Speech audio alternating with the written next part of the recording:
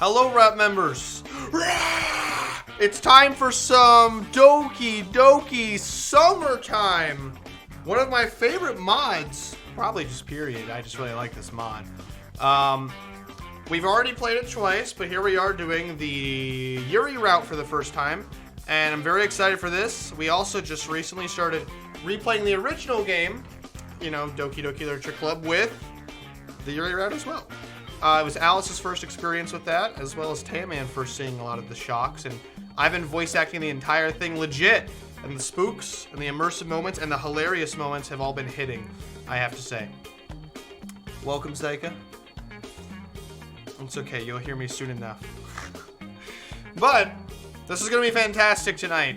I fucking love this summertime route, and I love the variety and all the alternate routes, so I am excited to see what they have in store for our girl Yuri. I love all of them, except for Natsuki. I love all of them. They're all fantastic. Okay, Natsuki's fine. I just don't like her as much. She's silly. I can accept that.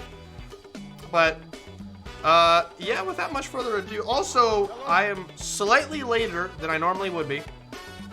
One, I just finished the game night, and I literally got home at 10 p.m.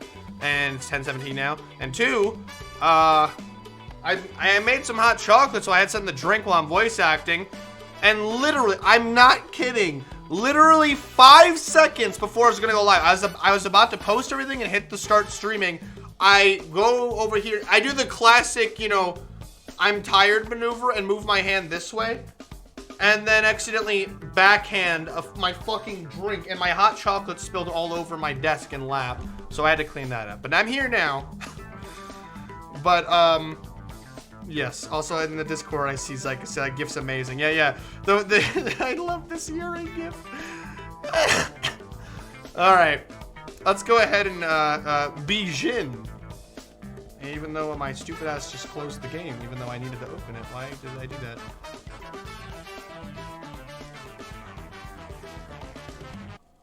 Alright. Game, where are you? Did I hit the wrong one? I have a strong feeling I hit the wrong one. Wait. Oh my god, I have so many Doki mods installed. I don't know which one I just clicked on. I don't think that was right. Oh shit. Okay, exit out. Exit out. That's not right. Okay. Is this right? Here we go. Okay. Now we're on the right one. This is not showing up for you guys for some weird reason. It's annoying. Oh, now you guys see it. Alright, cool. Ah, what a good opening. What a good mod. I'm so sad this mod has not only been kind of erased from the internet and only available via weird old, you know, Metafire links, but it's just so charming. All the alternate routes, all of the charm with the writing, the humor, and the accurate character writing, and it just feels like whoever made this really cared, man. And I appreciate that kind of thing. Oh wait, not new name. Wait, no. Ah, poop and balls. Alright, that's okay. I'm gonna have to load my game.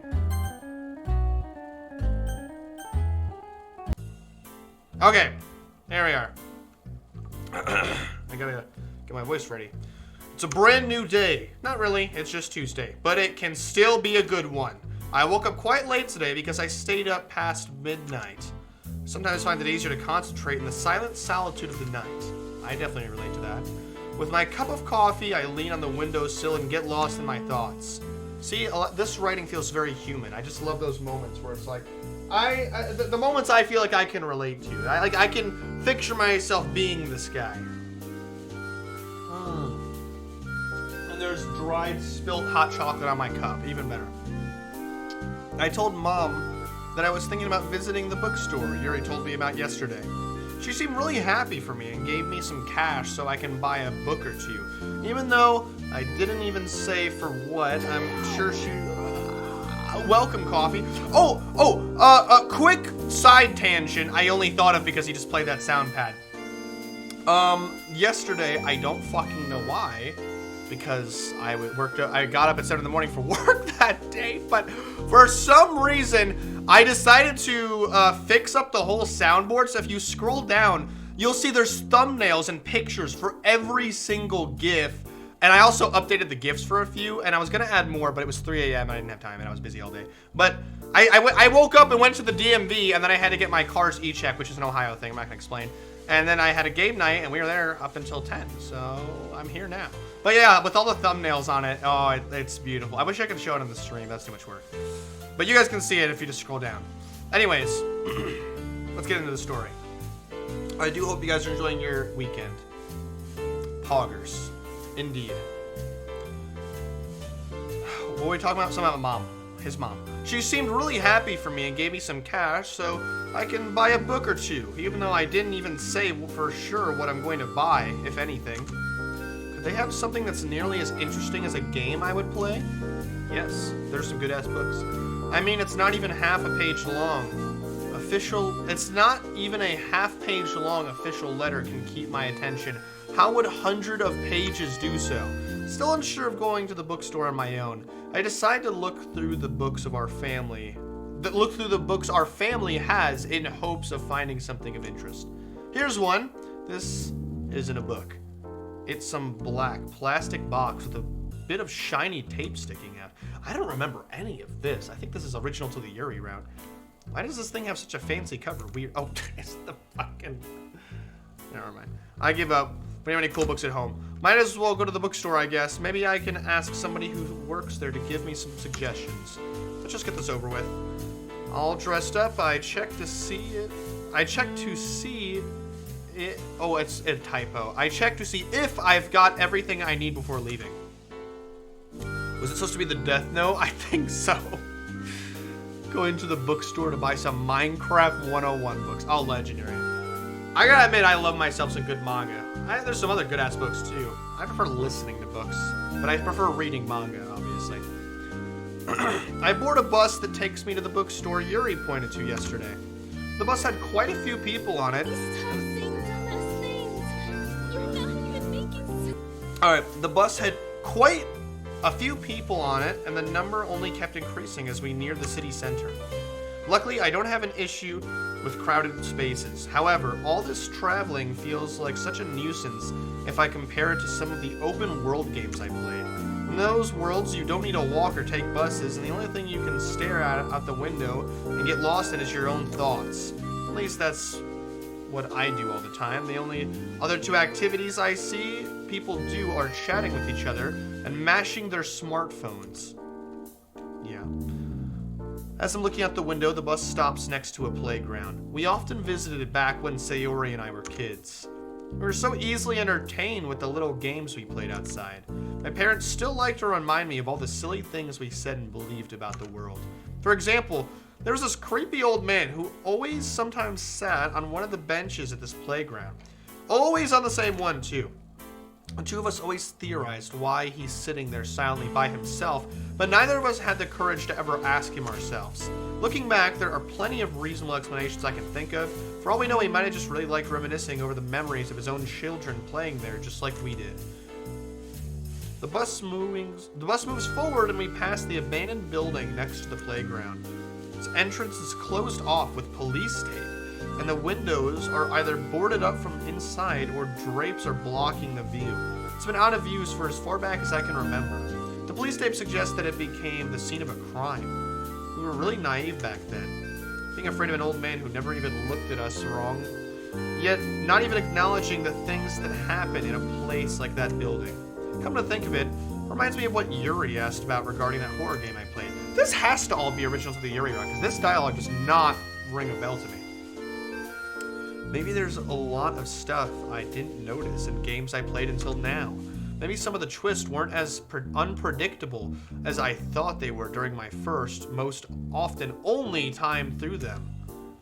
This is making my head hurt. I'm probably overthinking things again. Yuri's having an effect on him, but I am a thinkologist. I am a thinkaholic. I love deep thinking. I love thought for food. I meant food for thought, sorry. So I kind of get Yuri in that regard, you know. Am I autistic? Probably. I don't fucking know. I don't think I am, but I have the traits.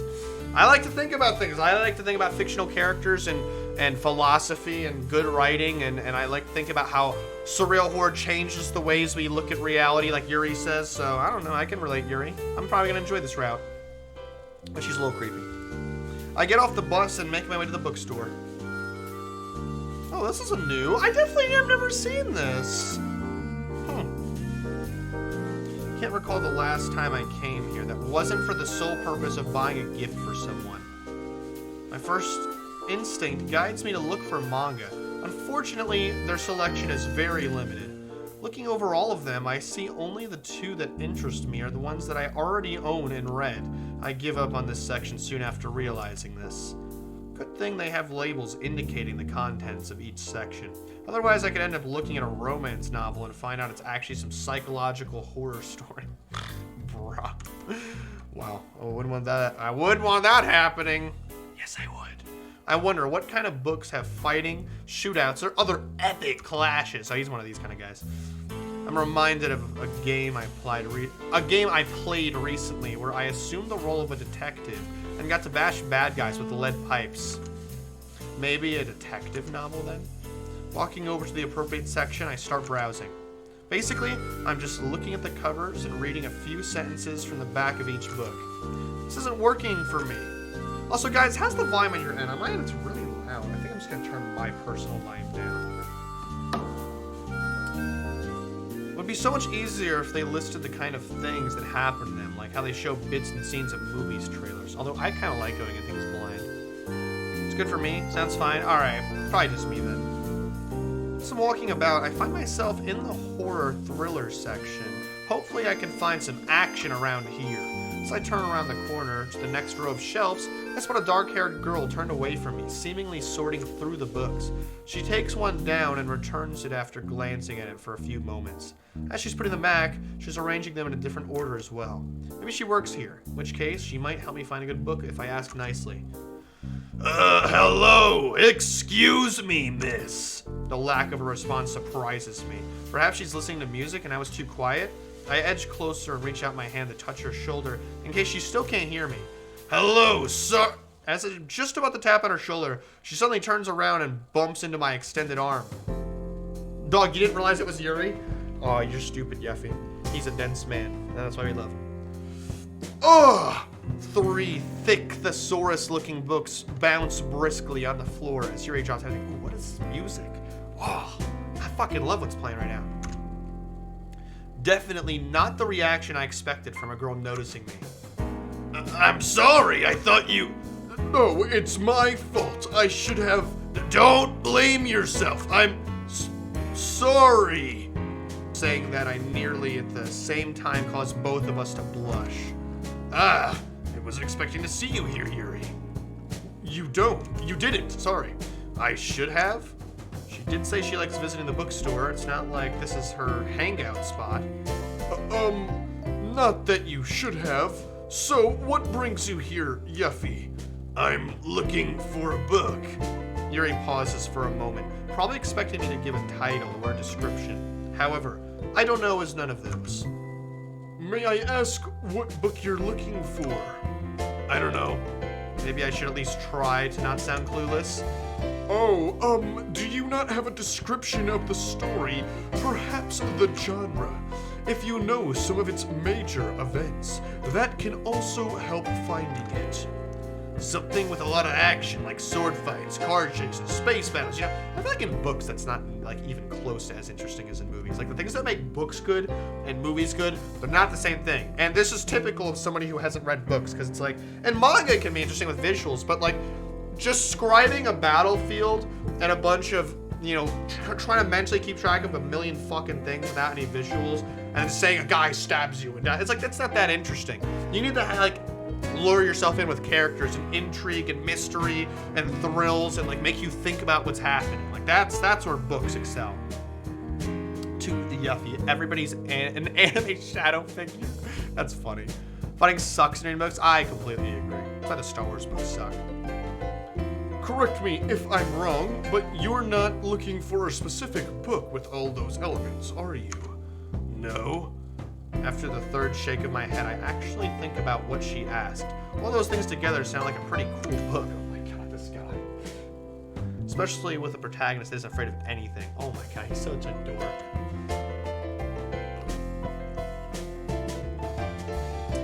God, This music's so fucking good. Sorry, I don't have low standards. I just really like music like this. I was about to ask where I could find a book like that, but only because I thought you worked here. I wouldn't want to keep you busy. No, you can ask me. Should I really ask her after telling her what I wanted to say? I mean, I can help you, if you would so desire. Yeah, that'd be great. Let me just pick up these books for you first. Don't worry, I lean down to grab one of the books, and Yuri's hand touches mine momentarily when she reaches for the same book. She immediately recoils, grab the other two, and hand over the surprisingly heavy stack. She takes it from me with an elegant motion, without making eye contact. Shall we go then? Sure. I almost feel like interrogation, or maybe just an interview, with all the questions she's giving me about what I'm looking for. She goes silent, descends deeper into her thoughts, then suddenly walks away. After Yuri scans the array of books on the shelf, she picks one. And another one. She comes back and walks past me. She takes a third book and finally comes back with her eyes locked on 3 books and stops right in front of me. Let's try these on for size. One by one, she gives me a detailed explanation of what the books are about, the writer's style, the personalities of the characters, and all that jazz. You know so much about these. How many times did you read them? I only read one of them in its entirety. From the other 2, I read a chapter or so to get a general feel for them. But how do you know so much about these books then? You can get a good sense of many aspects of a story from the first few chapters if it's well written. You see, there's much more unpredictability in something written badly than with a well-crafted but formulaic piece of art. Since you mention it, take a fighting scene for example. The protagonist may know what kind of moves to expect from a master martial artist if he knows that specific style. However, this doesn't give him the ability to evade the skillful blows of the master. Contrary to this, with an untrained practitioner of art, there's a great degree of unpredictability. It doesn't mean you should hold your breath for something exceptional, but there is a chance for a perfectly executed movie, even if it's just a slim chance. That's kind of how I try to predict where a story will go if I see that it's written well. What if there's a twist? How do you predict that? You don't. That's the point of a twist, Yeffy. I was gonna say, I'm outclassed. Yuri looks past me and seems to read something off the wall. The store is closing in 10 minutes. Yeah, we should go somewhere else. Where do you want to go? I spoke without thinking again. I don't know where to take her. Tuck it in the back of my mind for now and just start walking. There's probably some nice place we can go to around here. I hope. Wow, this guy's a real go-getter. Oh my god. What is it with these visuals that I fucking adore? I really don't know what it is, but something about these vibes. Oh man. I think I should get more into good visual novels. I should look up what some actually good ones, like Doki. Like, I'm gonna buy the Steins Gate visual novel. I heard they're actually remastering it after like 15 years, which is kind of crazy. We leave the bookstore and start walking down the street. My eyes dart from side to side as I try to find a suitable spot to stay. Laundromat, deli, gym, dark alley. No. Yuri wordlessly walks next to me, and I'm getting ready for an inevitable question. Where are we going? Yeffy. I look over at Yuri and see a worried expression on her face. I think it's starting to rain. Oh wow. It's actually a pretty nice visual for that.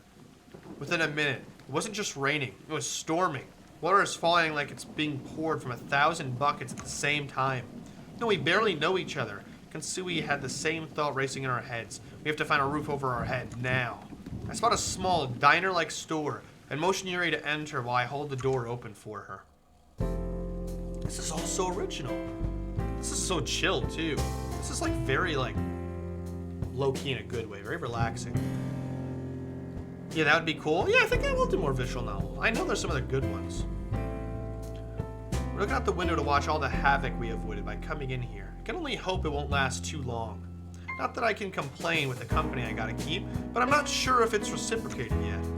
We might as well check what they have on the menu, saying that the storm shows no signs of stopping anytime soon.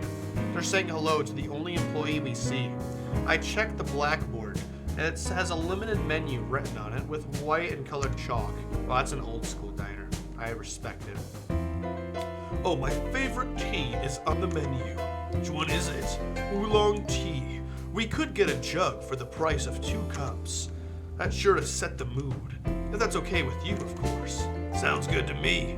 We settle at one of the tables. I pour the tea for both of us. Also, what does she mean set the mood? That's such a weird thing to say out of context. Like, oh, she's getting romantical. She said, let's set the mood. Sorry. Tastes strange at first. Could be because I don't drink tea often, or if it's just an unusual kind anyway.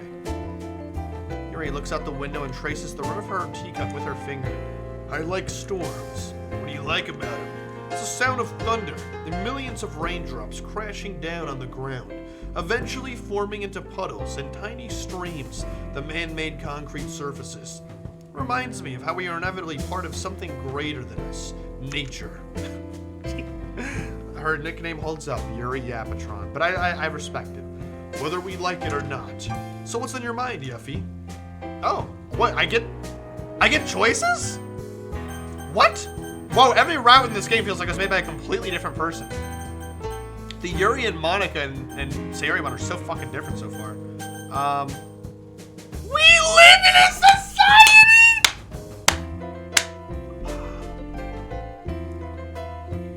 Wow.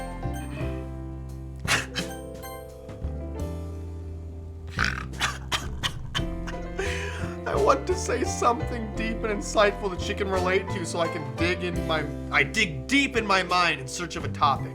I find a kernel of a thought and latch onto it in hopes of finding a coherent train of thought. We live in a society.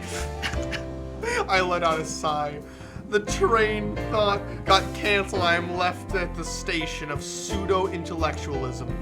I don't even know what that word means. I just heard it somewhere and thought it sounded smart. Yuri looks at me expecting some more words to come out of my dumb mouth, then she looks away and seems to be deep in thought, looking at her as if she's fiddling with her hair. She's probably wishing the rain would go away so she can finally go home and not listen to my meaningless comments. She's occasionally sipping her tea. A good minute or two passes. My gaze goes from the window back to her a few times, before my anxious silence pushes me to say something. What are you thinking about, Yuri? I'm sorry. I got lost in my thoughts.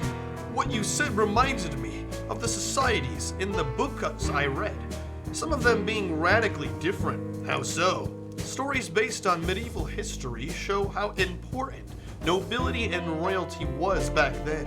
Although they were kept in high regard, they too had their own obligations to fulfill. For example, what we think of a princess today is very different from what the fate entailed to those girls. They were trained and educated to become ideal partners to their future husbands, who they often couldn't choose. Did you ever dream of becoming one? A princess? Well, I wouldn't say I dreamt about it, but a few people in my family call me that. It's kind of cute. Let's talk about you instead. Did I ever want to become a princess? Not yet, but who knows what my fate has in store for me. Indeed, we can't foresee what fate will give us or take from us, unfortunately. She looks away, and her amused smile starts to waver as she finishes that sentence. Maybe she just didn't find my joke that funny. Tea is taking its effect on me. I'll be back in a few minutes. Oh? Just going to the toilet. Oh, okay, sorry. What was that ho about? After asking an employee for directions, she motions me towards the door in the back. Glad the prices are cheap, but it shows on the quality of their men's room as well. The whole thing is about as big as a mom's closet at one of these classic little diners. I kind of like those places, I don't know why. While doing my business and trying to be quiet, I'm assessing the situation I got myself into. What even is this? Is this what people call romantic? Or am I supposed to feel something special? I'm just feeling weird about being alone with a pretty girl like Yuri. It's a good thing she can't read my mind. Or anyone for that matter. After washing my hands, I go back to the girl with a nicely fitting sweater. He's going... She's looking out the window at the streets covered in rainwater. I sit in front of her. She gives me a modest smile and I pour myself the rest of my tea. This is such a fucking cozy thing, man. I'd fucking love to be here with you, to be honest with you. I know she's a little weird and quirky, but I kind of like those types of people better because I'm fucking weird and quirky. I don't know. Do you like traveling is so uninteresting in my opinion? I don't know. Let's go with what do you do in your free time? So, we didn't really have enough time to talk about it yesterday. What do you like to do when you're not reading? Writing.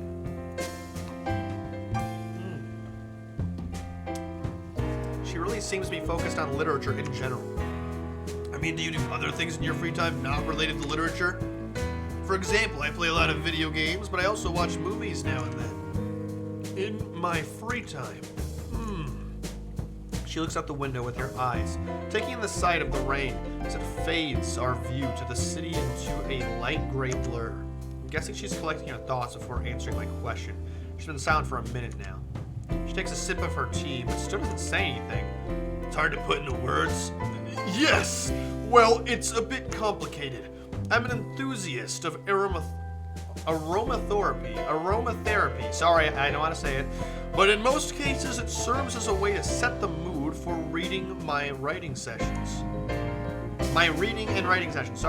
Helps me a great deal to get immersed in the stories and feel a closer connection to the characters in each story. The way some of them are written greatly inspires me and gives me the new perspectives on my life. It's almost as if they were my... She doesn't finish her sentence and looks at me with a worried expression. Ugh, there I go again, going back to literature. Sorry for going off topic. Don't worry, Yuri. Anyway, do you have any other interests? You know, places you like to visit, things you like to collect? Well, I wouldn't say I personally collect things, per se. Places. Let's see. Given the opportunity, I like to visit places with my mom. We went to see a movie last Saturday, for example. That's great. I sometimes go out with my parents as well, though it's usually up to them where we go. So you like to watch movies? I rarely do, but I am open to the idea. It's a good... excuse me, sorry. That's a good start. Maybe we can go and watch one together. That really sounds like a date, though, so she'd probably reject me. Our table, like most of the others, has a small menu with all the drinks and meals listed. I look through it but find nothing particularly interesting. What did I expect? Scrambled Easter eggs? What? I join Yuri in looking out the window. Singing sounds together almost feels like an intimate exercise. Feels weird, but in a good way. Outside, the storm subsided into a meager trickle, and rays of sunshine shoot through the newly formed gaps between the gray clouds. Pretty nice. I was gonna say, the rule of two, you know, the whole companionship thing. Just having somebody right next to you, even if you're not really saying anything. Just sitting on a couch and two people, one person reading a book, one person playing a game, or two people sitting in a voice chat while I'm drawing and somebody's doing something. It is nice. I enjoy, you know, having humble company with humans. Human specific, but I had to specify, of course. Oh, what's the time? Yuri lets out a quiet gasp as she looks on her phone. I'm sorry, but I have to go. I didn't inform my mother about going somewhere else after the library. It's not that late. You think she's already worried? She could be. Nonetheless, I'd like to thank you for this little adventure. Doesn't have to end here. Yuri looks at me like I said something wrong. I mean, I've got nothing better to do. Might as well walk with you home.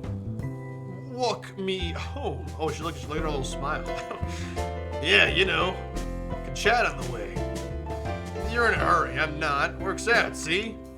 Indeed. We leave the diner after returning our cups and jug.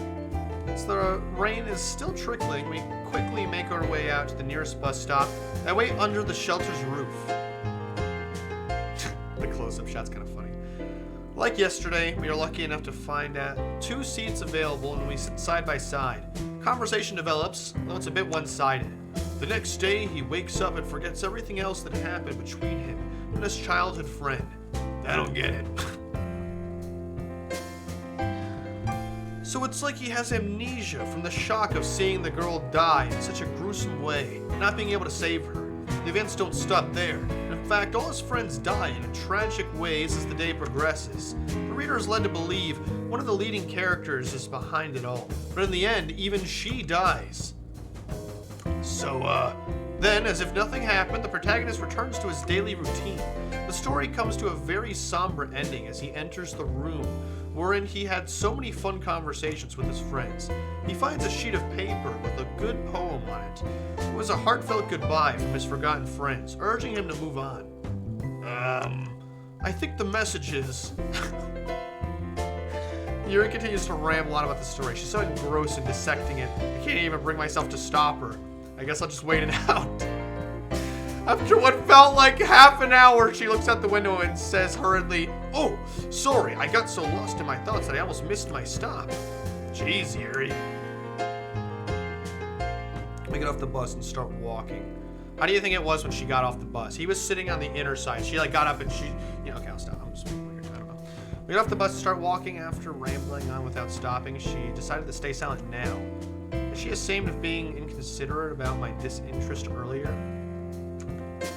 Is she trying to make me feel ashamed? I don't know. Walking side by side like this, I'm starting to feel a bit awkward, so I decided to break the silence. Does that happen often to you? What do you mean? Well, sorry. To a degree, bro, the MC seems rude in this round. He was not like this in the original game. Well, I guess in the original game he was part of a literature club, and now he's not part of a literature club, so they're just kind of walking. But he loved talking about the books with Yuri, and he definitely was getting into it, and he said he was totally willing to read to get along with her more, and, give and take as with most good relationships, but he's kind of just being a little rude. He's just not listening to her and just drowning her out. Now, she's totally rambling too, but, she's fucking Yuri. She's a little special. To a degree, yes. You see, literature is my passion, and although I am part of the literature club, I don't really get opportunities to discuss it with other people. Even my friends told me a couple of times that I take it way too seriously. But to be honest, going in depth about books is one of my guilty pleasures. One of her guilty pleasures. She doesn't continue, but I don't want to prod her for answers, since this sounds like more of a personal topic. I know I wouldn't like it if somebody started asking questions about my guilty pleasures. This guy's such a weirdo. Conversation would turn awkward as soon as I had to explain what a waifu is. We walk the rest of the way in silence. The setting sun elevates my mood. Yuri's phone buzzes on the way. She reads the short text message, smiles brightly, and starts tapping away on the screen. Did you read something funny? Oh, no. It was just Monika. She informed me that they are having another meeting at the same place tomorrow. I might attend too. Sounds like fun. I agree. She suddenly stops in front of one of the houses and turns to me. Thank you for walking me home, Yeffy. Don't mention it. Thank you for helping me out in the library. Wait, did we leave without buying a book? Ah, I guess we did, yeah. She lets out a disappointed sigh and averts her gaze. Well, I hope my suggestions were useful. Goodbye, Yeffy. While I say goodbye to her, she turns her heel and walks towards the entrance of her house. Without looking back, she wordlessly enters. I don't know if I should have expected anything else from walking the girl home. Wow, it was just Yuri the entire day. It was very chill, very relaxing. Maybe romantic. I don't have a romance bone in my body. I like spending time with people. That kind of caught me off guard, I'm not going to lie to you. I don't know what the fuck that was for a second. The sound effect of all time.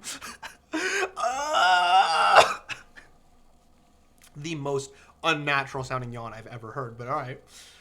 But yeah, that was a nice little thing. I will say, it seems like the writer of this mod was a much bigger fan of Monika and Sayori than Yuri. I don't know. I feel like the Monika and Sayori felt super authentic to the character. I feel like both MC and Yuri feel very strange in this arc. I don't know if it was the same writer who wrote this part as the other part. It is Wednesday, my dudes. It is Wednesday. I am enjoying this nonetheless. That was some very cozy and relaxing things. And I like these nice old 2000s visual novel CG backgrounds and little chill jazz music. And it's a cute thing. But the writing does seem much more indifferent towards Yuri than with the other girls so far. It's Wednesday. And my dudes. Coffee, you said that and he fucking said in-game. There you go. I can see the future! I climb onto my bed and drag myself to the bathroom. I added this song into my playlist after playing this game. I love this one. Water comes out of the toilet, the faucet, and the shower. No surprise there. They don't do it on their own, only on my command as I go through my morning routine. Coming back to my den, I notice one of the books sticking out from the shelf. I take it into my hand and examine the cover. I recall how pleasantly surprised I was when I find out how exciting this story is, despite the modest-looking cover. Place it back on the shelf neatly. Recalling yesterday's events, I remember Yuri telling me about their meeting today. Would it be okay if I join them? I have Sayori's number, so I'll text her and ask about it, just so I'm not coming unannounced. Yo, Sayori, I heard you're having a meeting today as well. Would it be fine if I join you all again? Her reply arrives a minute later. Yeah! See you at the same park, Yuffie! Well, at least one of them doesn't mind me being there. That's a good start, I guess. I wonder what the other girls will be like. Hey, Monika will have another game in mind. Monika! I love you! Sorry, I'll chill out. Then Natsuki made cupcakes again, and there will be some left for me. Maybe Yuri, you know, has nicer clothes. Whoa, what do you mean by that? What are you talking about? Might as well go find out. I am the prodigal sons of coffee. The girls are not only still in the park when I arrive, but are also the same location. Ah, hi everyone. Hi. Oh, it's you again, G. Hi, Yuffie. Can't say I'm surprised to see you again. Sayori told me you're joining us. But I had a hunch even before that. Ah, how so? No reason. Man, am I really this predictable? Monika, do you know where Yuri is? She sent me a message in the morning saying she's going away with her mom. I believe she also said she wanted to talk some things over with her. I bet as we speak, she's going on about the latest horror story she read, and her mama's just stuck with her as she rambles on. At least that new weirdo is not as talkative, so it's easier to put up with him. You have a boy in the club? Not as smart either. Now I get it. Maybe it's better just to listen before I dig myself into a deeper hole. I kind of like listening to Yuri. Her slow and soft voice is so calming. It actually made me fall asleep a few times. Though I was a bit surprising when I woke up and she wasn't there anymore. I noticed her going missing a couple times too. You don't suppose the rumors about her are true, do you? Ah, that voice is really hard to do, Jesus. What do you mean about her collecting pens? No, dummy, you're mixing the two different rumors. I remember hearing rumors about a weird girl having messed around in the girls' restroom and something about pens involved. Oh god, this... I don't think the mod developers of Doki Summertime like Yuri, guys. MC wants to see Yuri in a swimsuit? Understandable. They've been talking about Yuri? Was it entirely made up? I don't want to think about what she might have been doing that got people talking. I don't think there's anything inherently wrong with collecting items.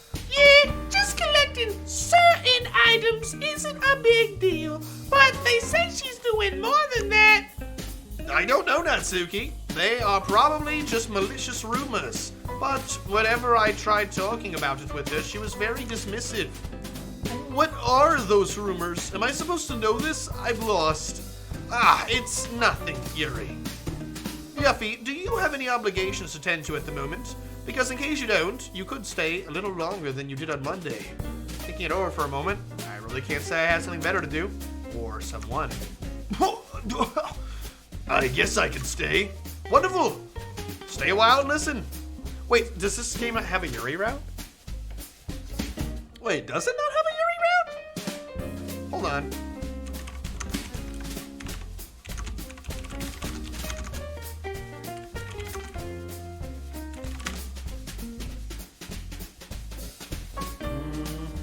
Okay, sometimes it's like, okay. However, the AI on Google just explained to me the difference in Yuri, the character, and Yuri, the girl ex-girl. Oh my goodness. Wow. Thank you for that. Okay, it says there's a Yuri route.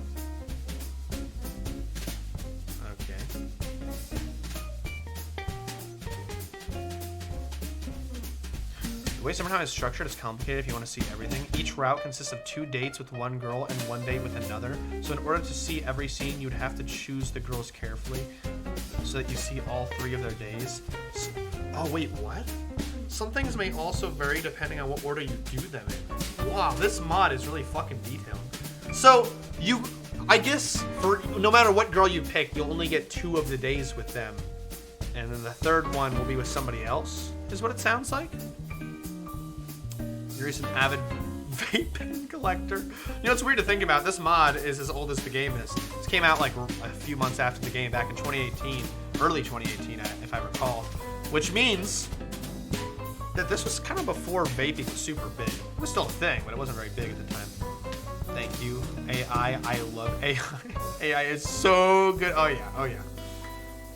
Sorry, I went a little off topic there, but I was just curious. I didn't know if I was doing anything wrong. You might identify a topic that gets you interested in reading a book or even a tome. I have a feeling that even if one of them sat by my side and guided me through an entire book, the words on the pages wouldn't keep my attention from drifting off. Especially not if they only talk about those printed words. But hey, changed my mind. Monika and Natsuki start laying out their plans for the summer. Visiting places, doing things together, a lot of girly stuff that's just boring to listen to. I look at the park with a blank expression, and soon all the chatter just fades into the background. Suddenly I'm jolted back to reality by a dog's barking as it runs past me. I turn to see it and spot Sayori playing with it with the brown fur ball. I notice a lively but distinctively calm temper just sitting on the ground, looking with curious puppy eyes at the tall people around. I want to go there and ruffle that scruffy hair. The dog is cute too, I guess. I remember that line. I do remember that line. Hey, am I allowed to give you a pat on the head? What? Huh? Sure, she's very open and friendly. I lean down and pat her head lightly. What are you doing? I'm not a dog! But I get why they like it so much. Hey, you two seem to be in tune with each other. Did it say anything nice to you? Woof woof! But I'm paraphrasing. She gets a chuckle out of me. For as long as I've known her, she's always had that ability, regardless of how upset I was. I still remember this one time. She was over at our house and I asked her what's the time. We had an old radio in the living room back then. She read the display and said, it's 76.2 FM. I couldn't talk because I was laughing so hard. I teased her for at least a week with it, but she figured out it stops being funny when she looks at me with sad puppy eyes. Yuffie, do you think I should ask my parents for a dog? They're like the perfect companions. I would walk him, feed him, teach him tricks, cuddle with him, and walk him. That's a pretty big responsibility, you know. Besides, what happened to your cat? You mean Muffin? Well, he just slept out of my window one day and never came back. Never even saw him anywhere in the city. You think he could have started a new life with a new identity? Maybe he got in trouble with the local cat gang. And he was secretly a cat burglar and roamed the city, burgling. Oh, Jesus, I can't say that. There are no cat gangs here at Sayori. Just because you haven't seen them, it doesn't mean they don't exist. Cats are very sneaky, you know. We are arguing about the possibility of a feline crime syndicate. The little dog rushed away. Clearly our subject was appalling. Wait! The petting isn't done yet! Sayori starts running after a new 4-legged friend, but gives up when she notices it's running back to its owner, an older man.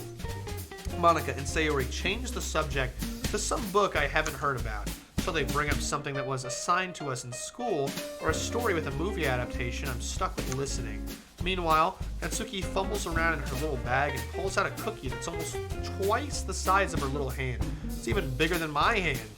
Plastic wrapping makes loud, crunchy sounds as she rips it open and folds it back to start nibbling on it. Just before she takes the first bite, she notices me eyeing her, just the cookie.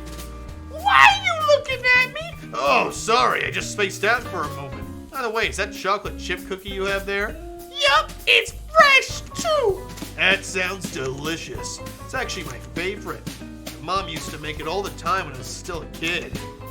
Yeah, my mom too. She was great at cooking all the things and baking. That must be great. Yeah, it was. Now, if you don't mind, I'd like to eat. Okay. Disappointment in my tone was probably a bit too obvious. Would have been rude for me to ask directly, but I'd love to take a bite out of her cookie. Just by looking, I can almost feel like I can taste, I can feel the sweet flavor filling my mouth. Well, if it is your favorite, I guess we could share it this one time. It's not like we're going to meet much after this anyway. You mean it? Well, I don't know if there will be any more meetings this summer. I mean sharing. Yeah, here's your prize. Now let me enjoy mine. Thank you, Natsuki. You're welcome. Now shut up and let's see. It's even better than I imagined it would be. Keeping a slow pace is proving to be a challenge, as a desire to have it all to myself is beating down on me. Licking my finger, I almost get a sensual feeling. I'm jolted back to reality after I realize that Suki is giving me a weird look. I feel pretty stupid. It was just her cookie after all. Finished with her conversation, Monika comes up to me with the same confidence everybody admires her for. Yuffie, do you mind if I ask you a few questions? As long as you're not trying to sell me something, I'm an open book. Ha! It's nothing like that. Don't worry. Do you remember the school festival? Yeah, it was okay. I didn't see you at our club's presentation, which isn't surprising given the numbers and attendance we had. That's actually related to what I wanted to ask you about. Seeing as you're an outsider, what's the impression you have of the club? First thought that comes to my mind, it's full of cute girls from what I've seen, but I doubt that compliment would be received well. Well, you seem like a cool bunch to me, and I'm still not excited about reading. So there's that. But you're probably talking about before I met you all. I don't know. Just sounded like a club for people who aren't fed up with reading after all the mandatory studying. Mandatory? That's a perspective I didn't even consider. People tend to dislike things that are forced upon them, even if it's in their own best interest, don't they? It's very true. I really should learn that lesson. You of all people, you seem like more of a kind-hearted leader, caring about all of her club members on her hand than a bossy boss. Ha! I'm glad you view me that way. I'm just afraid I would abuse my power if I'm pushed to the edge, you know? But I probably couldn't do much harm, right? I'm just an innocent little high school girl. Yeah! Ha ha ha! Maybe I just don't know her well enough yet, but there's something unusual about Monika putting herself down like that. Anyway, thanks for the input. Don't mention it. This voice, bruh. Oh, it's great. Cookie was made with fresh edibles too, bruh. That's funny. Wait, I would skip Coffee's comment. Hey, check the radio. It's funny. The radio. This is a certified hood classic. Oh, it is. Especially the Monika ride of this game. I fucking love that, man. Okay, everyone. How about we play the acronym game once more? Count me in. Maybe you actually win this time, Yuffie. Oh, come on. Yes, yes, yes. Fantastic. Everyone's on board. Let's get started, shall we? So, I think regardless of what route you're on, Yuri is not on the second day from what I recall. So, we can go after somebody else. I'm not gonna lie to you, chat. I really don't want to go after Natsuki for more than one reason, but I don't know. I might try going after Monika, to be honest. I already saved, right? Yeah, I did. Let's try Monika and see what she has to say on day 2. Artificial intelligence, I'm assuming that was her. Why are there only 2 options? Parents are watching. I don't know. Recycled ice pack? Fuck. Oh, Monika's hard to get from what I recall. Shit. Oh no. Can I not? I don't think I can get Monika if I don't go after her on the first day. It seems like impossible. Oh boy. Ah, cock and balls. That's not what I meant to do. The Monika way. Ah, yes. Great big hogs! Okay. Damn it, I want to get Monika. How do I get you? I don't think I can. It might not be a thing. Official monkey greeting. That's interesting. Doki Doki Literature Club. Deep Dip Loopy Cereal. I think that was Monika. That's Monica. Fuck, there's no Monica.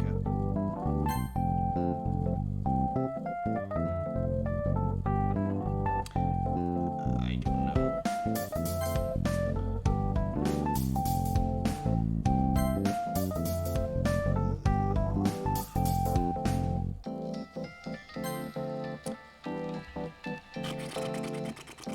Noses sniff, friends wait. What the fuck is that? That has to be Sayori. Non-self-flushing waterfall. That's weird. I don't know what we got. Whatever. I'm just gonna go through with it. I have no idea what we just got. Okay, everybody. I hope you all had fun. Mm-hmm. Yeah, I guess. Yuffie? Sure. I glad we got to play again. Me too, Yuffie. Here you go, dum-dum. You hear, you big ape. Me too. The game concludes and Monica announces the winner. Somehow I managed to get most of the votes, which is a surprise to be sure, but a welcome one. Star Wars reference. Well done, Yuffie. Yeah. Just don't get it into your little head. Hey, thanks, Monica. By the way, did you play this game in the literature club? Seems fitting. Wait, I don't know who I got. I won? What does that mean? Is that scripted? I don't know. I actually have no idea. I too, Yuffie? Ah, yes. No, in fact, we usually didn't play games with each other. Sounds like I made the right call by avoiding a boring club. I'll shut your ass up. But don't get the wrong idea. We did plenty of other things. Yeah, like when we went to the library together to find books we're all interested in. And you managed to find one of the worst because you judged it by its cover. Huh? Which one? I think it was called Third World or something like that. Monica and I thought it was some weird comedy story, but it took itself terribly seriously, like Yuri. What was that book about anyway? Honestly, I don't even remember anymore. I remember the contents, but I couldn't tell you what it was about either. Although I can extract a simple lesson from it. Sometimes a creation is so off the mark that publishing a second edition can't possibly fix all the issues of the original work. Very true. Sequel's trying to fix up the original work by, like, making plot points into not plot points, because, we'll explain it later. Harsh. It's better to face the truth. It's better to face the truth. I'm assuming it's just to say on the head. Wait, what is this saying? It's better to face the truth head on? Oh, this game is bad with punctuation, and that fucks with me, sorry. It's better to face the truth head on rather than... It's better to face the truth head on, comma, than live life in a delusion that might hurt others as well. Oh my god. Deep. Meta commentary. What was that? Nothing. There's a short pause in our conversation. I look over the three girls in front of me. I'm pleasantly surprised at my mind for gifting me with a non-lewd thought. Oh my god, who is this fucking MC? You all remember last year's school festival? Mm-hmm. Yeah, what about it? I don't recall seeing any of you that day. Did you do any club-related activities for that occasion? You know, like cupcakes! Oh, and poems. Hey, I made those cupcakes alone. I even had to keep an eye on you so other students can get a chance to at least look at them before you shove them in your mouth. Is that so? Natsuki even put letters on the cupcakes with icing. I remember that. One of them had spicy written on it, correct? Yeah, I wanted to see somebody else try it first. Why didn't you just ask Natsuki about it? Cupcake labeled spicy sounds pretty unusual after all. I did. Oh, sorry, wrong voice. I did. I just had to see if you go for it. So you all sat around with cupcakes and main focus was on our performance. My eyes widen as my mind fumbles with the possibilities of 4 girls performing and free cupcakes. Ah, what did you perform? I wrote poems. Jeez, don't remind me of that part. Oh, come on, you all did great. I appreciate the input, but no. Well, we can all agree that Todd's performance was stellar, right? Who? Psh, freaking Todd again. Is he one of the club members? God, no. Sadly, we were not the club he was looking for. Star Wars references, bruh. Oh, dang, having a stroke. I really was. You don't understand how bad lack of punctuation fucks me up. I don't know why. It's because, like, you know how some people are a visual learner? Well, I'm like an audible thinker. Like, when I read things, I'm just saying them in my head. And like when I'm talking, it's just a voice. Like I don't vision words in my head or something like that, or have silent thoughts. I like read it out loud in my head. So when there's no punctuation and I'm just reading a string of words without proper pauses and exclamation, it just makes me go like, what the fuck is this saying? Anyways, in fact, he doesn't even go to the same school anymore. If I recall correctly, he went on to continue his studies in a music school. Reminds me, this is probably a reference that I'm not getting. I'm sorry, everybody, but I should be leaving now. What? Already? Yes, I want to make sure I have time before taking my final exam. You study even during summer? I hope you're not overburdening yourself, Monica. You should worry about yourself instead, Sayori. Besides, don't you remember what I said about wrinkles on your forehead? Fine. What's happening? Sayori waltzes over to Monica and gives her a massive hug that looks like she's about to take her for a dance. Hey! Good luck, make us proud. Will do, my dear Vice President. Monica turns to... What the fuck was that on the screen? I think my face cam covered. There was like something weird in the corner of the screen for like half a second. Monica turns to me, her smile becoming just a little brighter before speaking. Yuffie, I appreciate you joining us today. I'd love to stay more to get to know you better. Same here. But I want to make sure I have some time before taking my final exam. It's useful to get into the right frame of mind before performing. Somebody coming to pick you up? Actually, this time I'm going by bus. Why? Do you want to give me a ride? Oh boy. Focus.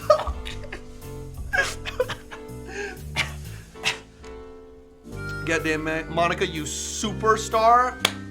That's my girl. I don't have a car. Too bad. But her eyes light up while I get a cold sweat. God, this is gonna sound so stupid, but I can't back out now. I could accompany you. It sounds really stupid. Please just say no and leave. All right. Look at her face. Look at her face. What's that face? Wait, I've never seen that face. What is that face? Oh, that's thumbnail worthy. That's so thumbnail worthy. Look at that face. Oh, calm down, chat. Just having regrets about not doing the Monica route. Even though it was my choice to do the Yuri route. Anyways. The entire world just shaked from what Monica said. Monica was popping. Yeah. Huh? But I'm leaving now, so don't take too long to say your goodbyes. Oh, sure thing. Only a second long pause. I go over to the other two girls and give me a curious look as I turn to leave with the class star girl. Two of us walk in silence, an awkward one at that. You know, my father always used to tell me life is like a chocolate pop. The Forrest Gump reference. You never know what you get, right? No, people just eat all the sweet contents and fill the boxes of boring stuff like a sewing kit. That doesn't sound like a good analogy. He has a weird sense of humor. At least he has one. I wish my dad was a bit more like that. Don't tell me you like dad jokes, because if you do, you're dad to me. Oh no, I shouldn't have said that. I clearly crossed the line. Look at her face. Sorry, it took me a minute to get it. My dad doesn't joke around with me like that. Even on rare occasions when he's proud of my achievements, he sounds more like a school principal giving a speech of the average student's GPA increasing. I'm sorry, I shouldn't complain like this. Who am I to whine over these little things, right? It's fine, Monica. That's why I'm here, to hear you out. We all have our problems. We're all human. Yeah, human. Sometimes people really make me feel like I'm not. Don't tell me they say you're a female dog. I'll grab them by their collars and teach them a lesson. No, you won't. Monica's the best character in this game. Yeah, you're right. In all seriousness, what do they say to you? It's not really what they say, but rather the way people treat me.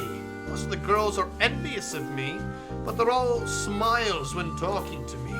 The boys either avoid me, act terribly flustered, or straight up treat me like I'm some prize to be earned. On most days, I just push all of this aside, drown myself in work and studying. Sometimes, feels like I'm alone. What about your mom? Yeah, Mom. She's a busy woman. always traveling and working on court cases. Oh wow, lawyer. She wants me to work in the same line of work, citing the fact that she's financially independent. But seeing the dozens of hours she spends working and away from home, I'm finding it less appealing year by year. Why don't you just go and study something you love? I wouldn't earn enough to have some standard of living. I relate to this whole conversation very much. Not that earning a lot seems to make my parents happy. She goes silent again. This time I don't feel like joking would be appropriate. Oh, look at this render here. She looks adorable. They sit next to each other on the bus. This whole situation reminds me of the dozens, if not hundreds of occasions that a seat was available next to me and a pretty girl like Monika just walked right past. Now here she is. Too bad she won't stay with me. Let's change the subject. Why don't you tell me about yourself? Ooh, where do I start? I was born at the turn of the millennia. I was born before that. This isn't a competition, Monika. I bet she's already Tracer too. I don't get what that reference is. For a moment, I think whether it would be worse if I said that and she didn't get that reference, or if she did. Ha! Sorry. Couldn't we skip to the present?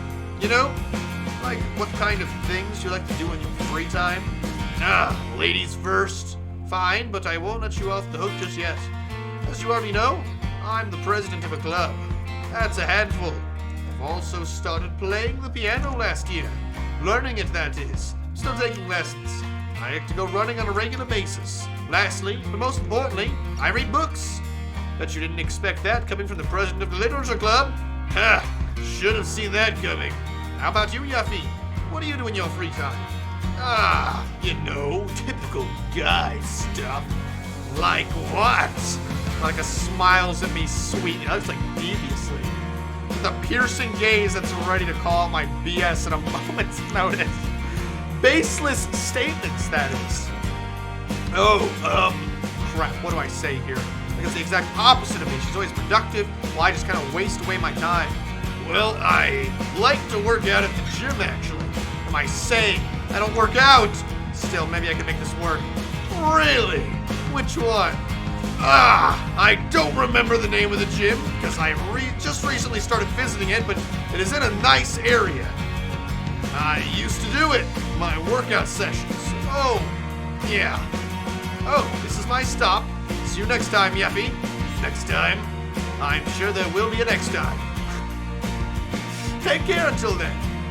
Monika waves me by before stepping off the bus, and I can feel my face turning red in return. She really has an effect on me.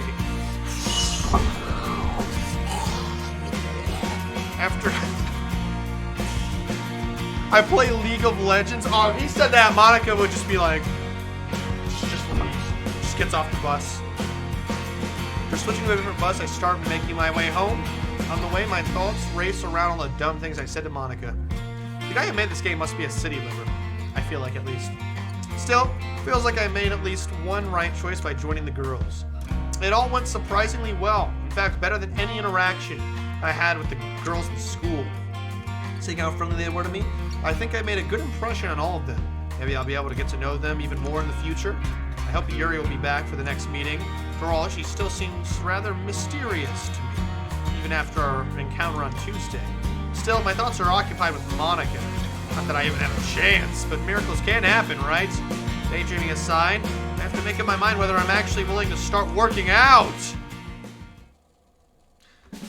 I gotta say, I fucking love the Monika shit in this game. They did Monika some justice for the most part. She's very funny and very likable in this game. And she feels weirdly true to the character. It's an ordinary Thursday. It'd be the most boring sentence ever to start a day. I launch out of my bed and into my slippers with such accuracy that I'm tempted to tell somebody how awesome it was. They're stretching a bit. I look out my window and reminisce over the movie I watched yesterday. I wouldn't say it was funny or cool, but rather something different. It was a war movie. The story wasn't focused on shooting and big explosions as the ones I usually watch. Luckily for me, I didn't focus on romantic stuff either. I can only recall 2 scenes that would fit that description, and they weren't very long. As I understood it, the plot centered around a guy my age, and most of it happened after his country entered a war. The protagonist himself was kind of funny, but not in a comedic way. with the occasional banter or snarky remark. Unlike some other stories I heard of, he didn't join the army because his girlfriend or whatever. He actually wanted to prove to his father, his community, and a girl who he felt unrequited love for that he's no longer the little troublemaker he was known as. The ending scene was kind of annoying, but exciting at the same time. He just received a letter from the girl he loved inquiring about his fate when his group spotted the enemy approaching their camp. The handwritten letter in his breast pocket and his newly found friends by his side, and they prepared for the defense. Wait, I've fucking seen this movie. What movie is this? I literally have seen this movie. Then right before the battle began, the movie was over. I know this movie! I've seen it! Kind of makes me wish for a sequel, but at the same time, the story filled me with a feeling of ambition. Yeah, I felt ambitious. It's either the fact I had a good night's sleep, or some of the ambition is still lingering from yesterday. You know, you're clearly fine with yapping about, you know, the writing of a movie, so give Yuri a chance too, you bitch. Whatever I'm sure it's just to say whatever it is, I feel more motivated to do something new than on most days. As I was going to the kitchen, I say bye to Mom in person for a change. She was about to leave. Seeing her go to work kind of made me feel bad about staying home with literally nothing planned for my entire day. This thought kept me company as I had my morning coffee in front of the house. Light breeze aided in cooling my hot drink. While enjoying the sweet milky taste, I tried to come up with some possible activities for today. The mug was half empty, or half full, when I saw a person running past our house in what appeared to be workout clothes. Not being an athletic person, I quickly dismissed the idea of doing the same. However, what I said to Monika, in an attempt to save face, might be a thing I could actually try. I helped Dad and some friends with moving in the past. Wasn't that bad, even if I got a little sweaty. I'm guessing a guy membership doesn't come cheap with all the expensive equipment they provide, but thinking about it makes me curious. How much is it actually? Going back to my room, I search for local gyms and click on the first one the search engine gave me. Looks really slick and professional with photos, short to the point descriptions and whatnot. The thing really grabbed my attention is a red headline saying they have 1 month tryout period but the offer expires this week. It's exactly what I was looking for. If I change my mind, which is very likely, I can just get a refund and maybe buy a video game instead. What a coincidence, this website was the first one to pop up on my screen. After spending almost all of my remaining allowance on the membership fee, I embark on my journey to this foreign place. Sitting in front of the gym, I feel hesitant to enter. It's an automated sliding door, a huge well-lit logo on the wall, and a colorful information board neatly placed next to the entrance.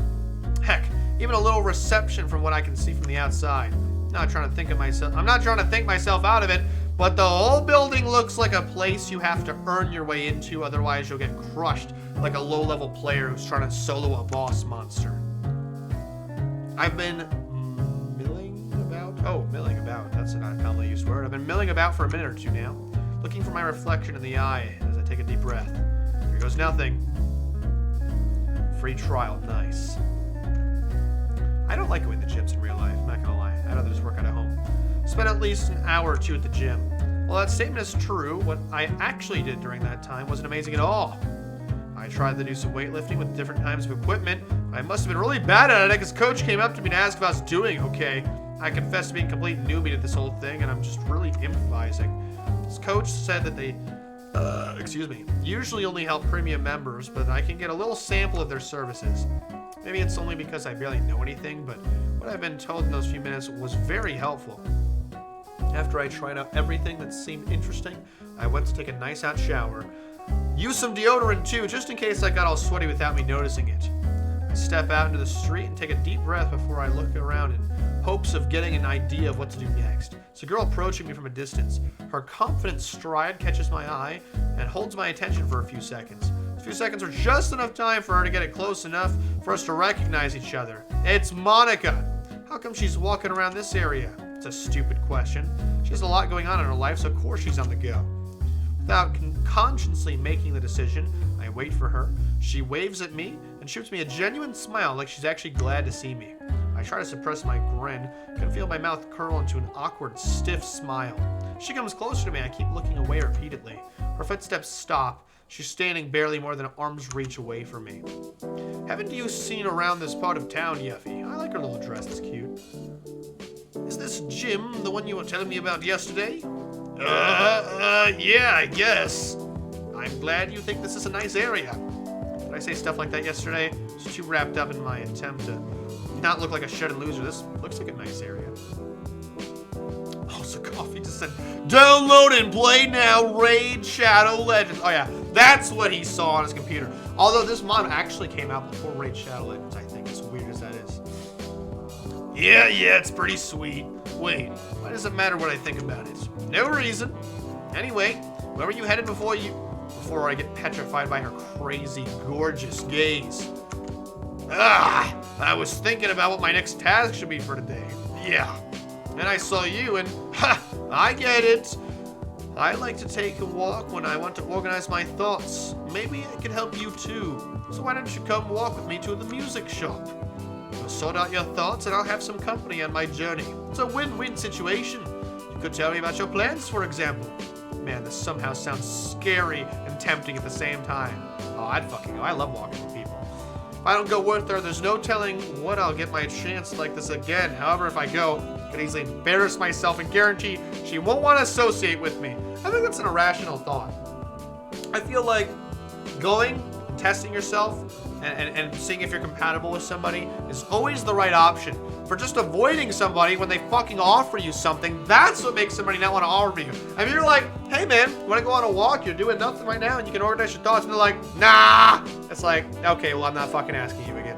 But like, just fucking go, man. What are you doing? Just fucking testing out a gym. Go play fucking Modern Warfare 3, dog. Come on, go walk with Monika. I feel like I'm gonna regret this, but I'll go with you, Monika. I know it's stuttering. I know it's funny. Okay. I don't know why when I said okay, it reminded me of the fucking lifeguard phrase of verb. Okay. She walks past me and turns back with an elegant little twirl. Take the first step. What does she mean? Is she one of those hint guys that misses? Is this one of those hints guys miss all the time? I mean, literally take the first step, otherwise we won't get anywhere. Oh, right, sorry. Off to a great start, Yeffy. I avoid talking about my supposed plans for a while by throwing the ball back to her and asking about things she's involved in. The only surprise I have regarding the list of things that she does is that she actually has time for it all. Today is 24 hours for her too, right? How can she do so many things? Well, I'm not one to talk. If I achieve 2 important things on the same day, that's already a busy day for me. Still, I have to think of something to do. She said I could walk with her to a music shop, and after that she'd probably like to do her thing on her own terms. Plus, she asks me about what I'm going to do after this. Afraid stomping noobs is not going to cut it for an answer. We arrive at what appears to be a music shop, but it seems to be closed with a note attached to the door. Monika walks closer and reads it. That's a shame. They had to close due to some unspecified personal reasons. Well, I assume you have to go take care of your own business, so I don't want to keep you up. It's been nice talking to you. Wait a second, Monika! I could stay some more if you like. You're not thinking about skirting your responsibilities, are you?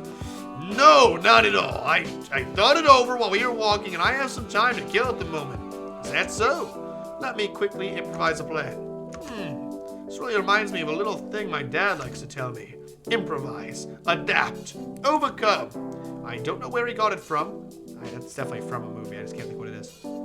But it's a useful little reminder for me to not waver whenever facing new challenges. Here's an idea. If you aren't too tired after your workout, we could go for a long walk around town. I kind of felt bad about not going hard during my workout, but it seems like that wasn't such a bad thing after all. So, I should take the first step, right? It's up to you, Yuffie. When life comes knocking at your door, ignoring it is one option. I heard life giving out lemons, but what does this knocking my door one mean? I don't want any lemons right now. What? Okay, let's go, I guess. Stomping noobs with my 50 million power and Rise of Kingdoms. Yeah, if somebody asked you what you were doing and you responded with that, I would laugh because I'd assume you're joking. But if you weren't joking, the laugh would quickly turn into like a...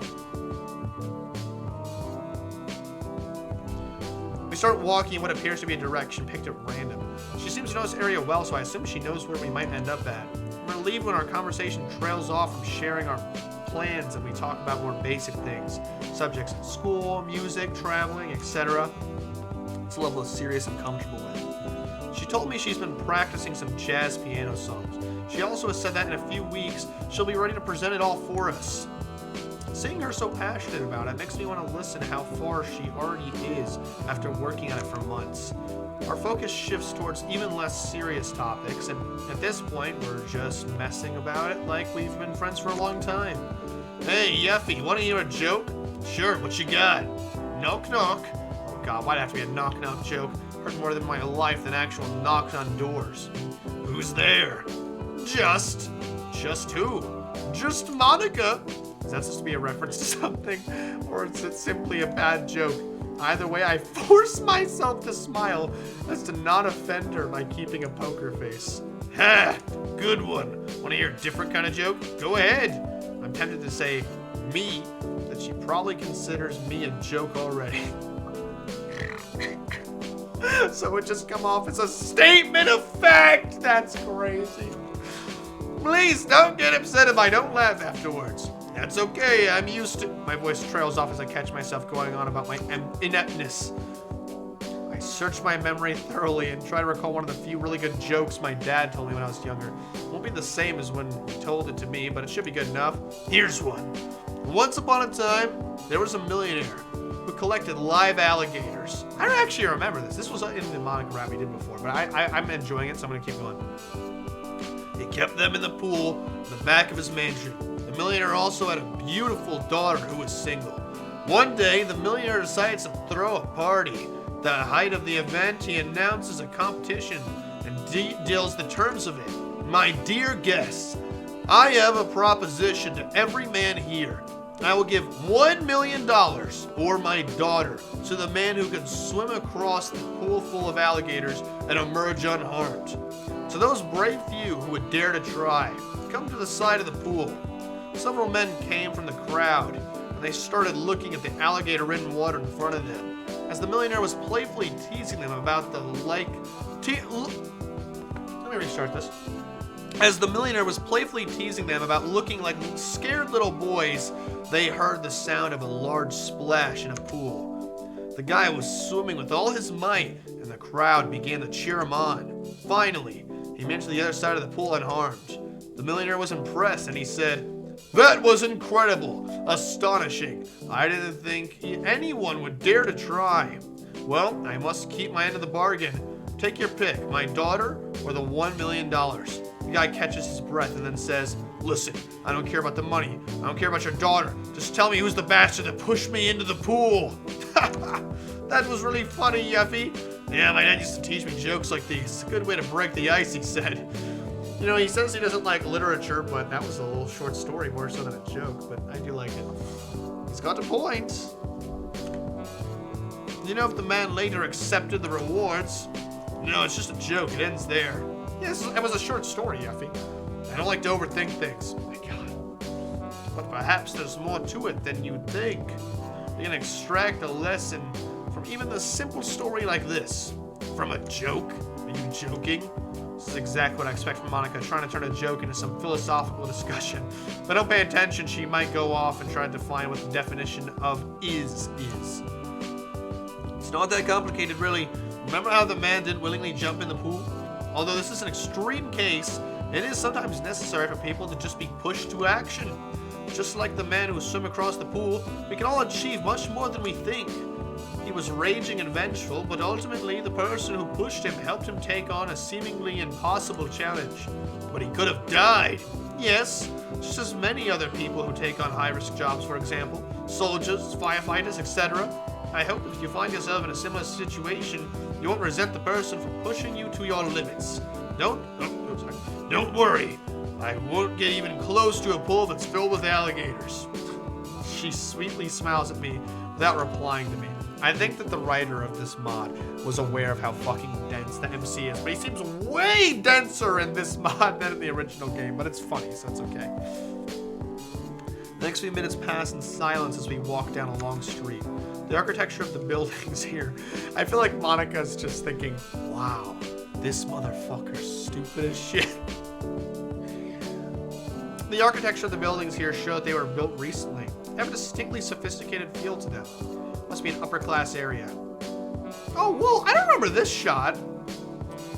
Take a turn and we are now walking in a quiet part of town. The silence between us starts to feel awkward, so I decide to speak up. He needs some milk. Oh, we get some choices.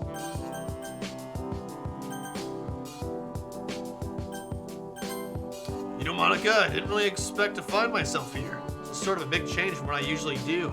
That I don't ever go outside. Why did you say that? I can relate to that feeling, Yuffie. The way that things have been going lately are very new to me as well. Maybe I'm just so used to being in school that it feels like it's where I'm supposed to be. Thus, being anywhere else, my presence seems foreign. But don't take it as me complaining. Things are just turning out nicely so far, in my opinion. It's okay. I'm sure most of us feel out of place sometimes. Glance over at her and see her usual confident expression being replaced by something more somber. She walks with her eyes now looking down at the ground. Maybe I can lighten the mood with a relatable story about me. Even if she laughs at me, or instead of with me, it would be nice to cheer her up. Would you like to hear a story about me? Of course. Okay, now where should I start? This is an elementary school. It's a lot more shy back then. I read a lot of manga and sometimes even brought them to school with me. As you can imagine, it was all well and good until a fad came along. The kids around me wanted to start talking about that all the time. It's not that I had a problem with the game, but after playing it a few times, it became really mundane to me. Reading new stories interested me a lot more. They even pestered me about not joining them, telling me I'm acting like I think I'm better than them. It really wasn't that. I just wanted different things, and seeing the same thing play out over and over, and that game just bored me to tears. I mean, it makes sense. Playing the same thing repeatedly bores me up. I pause for a few seconds as I try to think of a way to finish the story in a funny or interesting way, but Monika interrupts me before I can continue. It's a really nice story. You don't know how much I can relate to that. You can? Anyway, can we change the subject, please? Yeah, sure. Okay. You play video games too, Monika? Monika, can I ask you something? Yeah, you just did. Aw, come on. I'm making it too easy for her to tease me, but I don't dare to call her out on it. Ask away. You don't need my permission like I'm royalty, you know? Okay, so, I know this might be a weird question, but do you play video games? I do indeed. Not very often per se, but I like competitive games now and then. Whoa, really? I mean, that's cool. I like to play games like that too. You think we could... Gosh, I can hear the desperation in my voice. It wouldn't surprise me if she suddenly disappeared while I'm not looking. Sorry, I got a little too excited. I can't say I'm surprised. I hope you're not one of those guys who obsess over girls who like things that aren't considered girly, like gaming. Because if you are, you'd most definitely enjoy Vivian's company to mine. Vivian's a foreign exchange student in our school. Her red hair is always unkempt, and she's often seen making weird faces with a tired scowl as her default expression.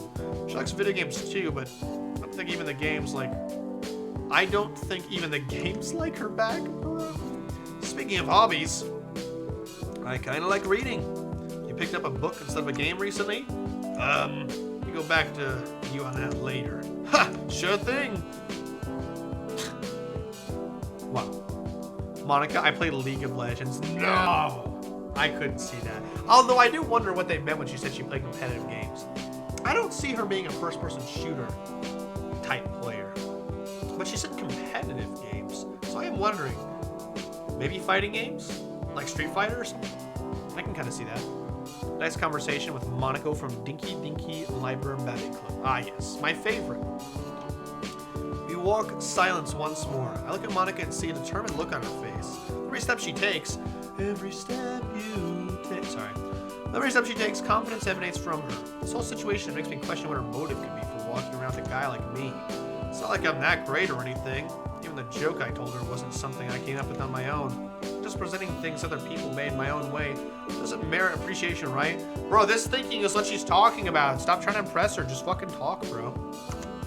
Suddenly she speaks up with a soft voice without looking at me. Not for now. Monika keeps walking for another word. Monika keeps walking without another word, like she has her sights locked on her target. Maybe she wants to show me an interesting view of this place. She stops wordlessly and leans on the railing, looking over the calmly flowing river deep below us. I stand in the middle of the bridge and stare out over the water. I always love places like this. Gripping the railing in one hand, I hold my breath for a moment, letting out a shaky sigh. Man, what is it about this image that feels extremely 2000s coded? Like, just look at this. I know I'm obsessed with liminal spaces and cozy vibes and, like, aesthetics, but something about this feels like this couldn't exist in 2025. This feels like this was taken straight from, like, 2010, and I fucking love it. Monika plays competitive Wordle. If that's what she meant, that's fucking awesome. I can totally fucking see that, man. I hold my breath for a moment, letting out a shaky sigh. My eyes are closed and I can feel a light breeze brushing past my face. I'm reminded of the sensation of weightlessness. Yuffie! She suddenly calls out to me with an anxious tone in her voice. Yes, Monika? Oh, you just seem really somber for a minute. I got worried you're going to start crying for some reason. Don't worry, I'm not like that. Yuffie, listen to me. I'm glad if you have no reason to be sad now, but you don't know what unexpected turns our lives will take. Even if you don't want to let the pipes loose in front of others, you should find a healthy outlet for the bitterness whenever it's welling up inside. A close friend of mine had this problem as it was eating her up from the inside. I hope you'll never experience that. But whatever happens, remember this. There'll always be somebody waiting for you. Her words are unexpectedly touching. I turn back to the river in front of us and enjoy the quiet sound of the wind. She starts taking steps towards me. I hear her walking behind my back and then she stops. As I turn around, I see her looking at me with an inviting smile. I meet Monika's gaze for a moment. Monika. She tilts her head, motioning me to follow her footsteps. Let's go, Yuffie. I release my grip from the railing, following Monika's lead. I don't know how to describe it. That was a weirdly majestic moment. I actually like that one quite a lot. Take a similar path as we did before arriving at the bridge. After walking for a few minutes in silence, the uneasy feeling of not knowing where we are headed pushes me to speak up. Monika, I don't know this area too well. Where are we going now? Home. I mean, I'm going home, and I assume you'll do the same. Personally, I wouldn't mind inviting you in, but I think you wouldn't like to meet my dad just yet. Why, is he really grumpy? No, not necessarily. He does have a really high standard, though. Oh, okay. My disappointment, it's probably written all over my face, but I try to hide it by looking at the ground and away from Monika. I get it. Please, don't get the wrong impression. It may take you a few weeks, but I believe you can find it in you and take the necessary routes.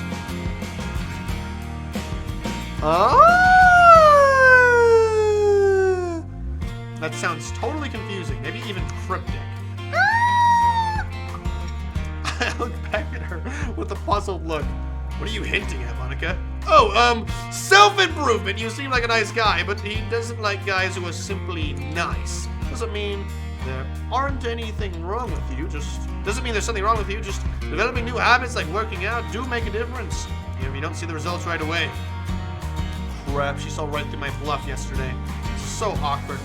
I like people who are bluntly honest. People who just go with bullshit because they're too afraid to speak up or just boring to speak to. Like, don't be fake.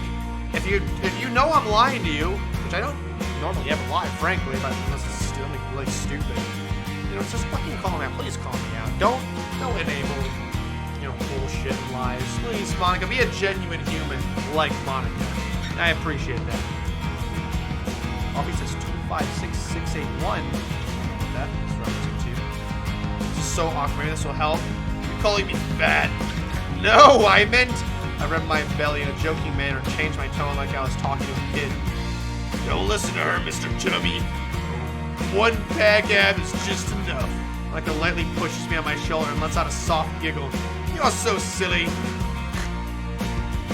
She stops in front of the gate, a beautiful modern-looking house, with an awesome red Corvette parked in front of its garage. I always had the feeling Monika was out of my league. Now that feeling just quadrupled. Am I even allowed to be here? Thanks for coming with me today. May not seem like a big deal, but I enjoyed it. I'm really glad to hear that. That our paths diverge from here. They don't have to. Okay, I might be a little bit on the denser side, but that was definitely a hint. I'm having a meeting tomorrow at an ice cream shop with all the girls. So, give me a time and place and I'll be there. Please? Ha! I like your enthusiasm. Be sure and have some... Be sure to have something for tomorrow as well. She gives me the address. We may grease each other. I don't know what that motion was, Chad. Sorry. Before we calmly entering her house, she gives me her signature sweet smile. This time it seems more genuine than usual. I think I'm not as hopeless as I thought I was. Man, tomorrow's gonna be sweet. But it isn't ice cream that makes me think that.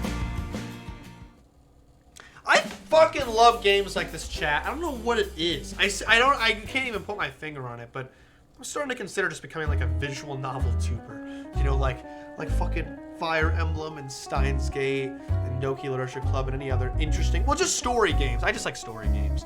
And I love aesthetic games, man. Oh, God, such good vibes. Holy shit.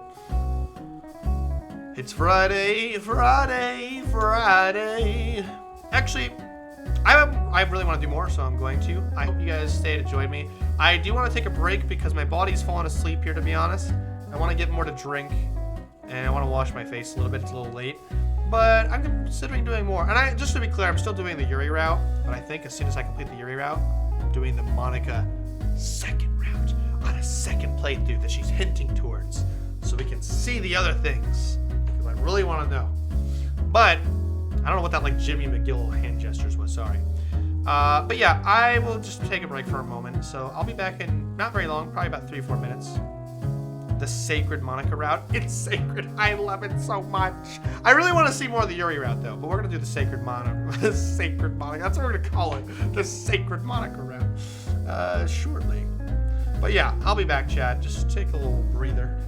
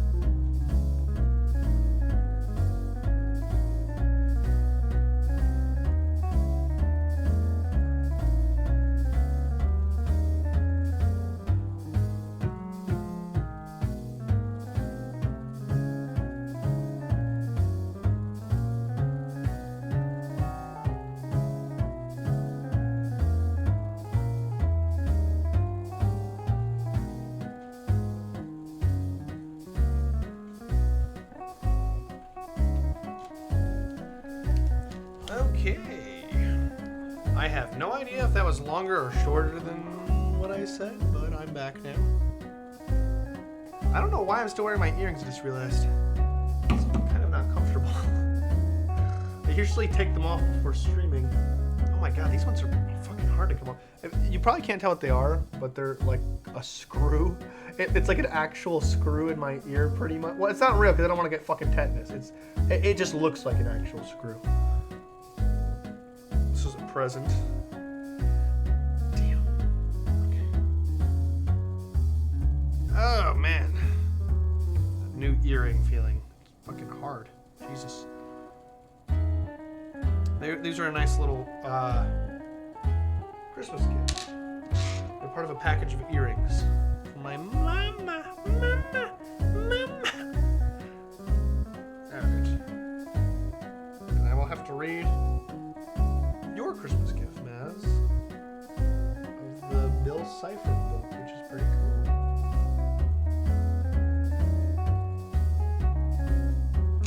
Alright, got those off right here. Oh, just to give you a close-up, since I'm holding it here, yeah. It's a little screw. The camera does not focus on it, but oh well. Okay, that's a little better. I was kind of poking in my ear before. Alright.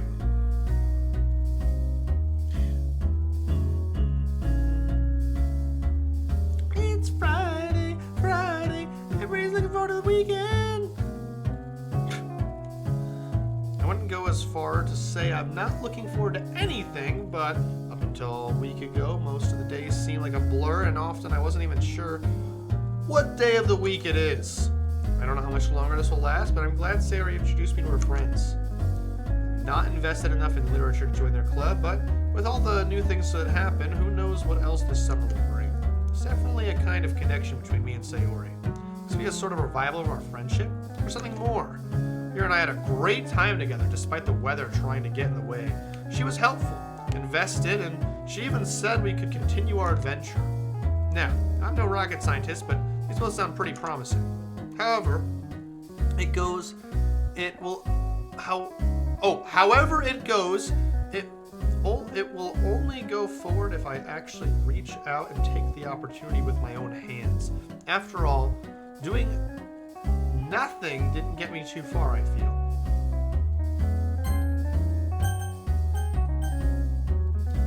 There's not many settings for this game, is there? I wasn't sure if I could make my window bigger or not. Oh wait, can I? Oh wait. Oh my god. Oh, jeez, did you guys see that? That was fucking weird. Wow, I didn't know I could do this. Okay, because it was like really hard for me to fucking read. I'm really blind, chat. Alright, there we go. There's a lot of black though. I'm not sure what all that's about, but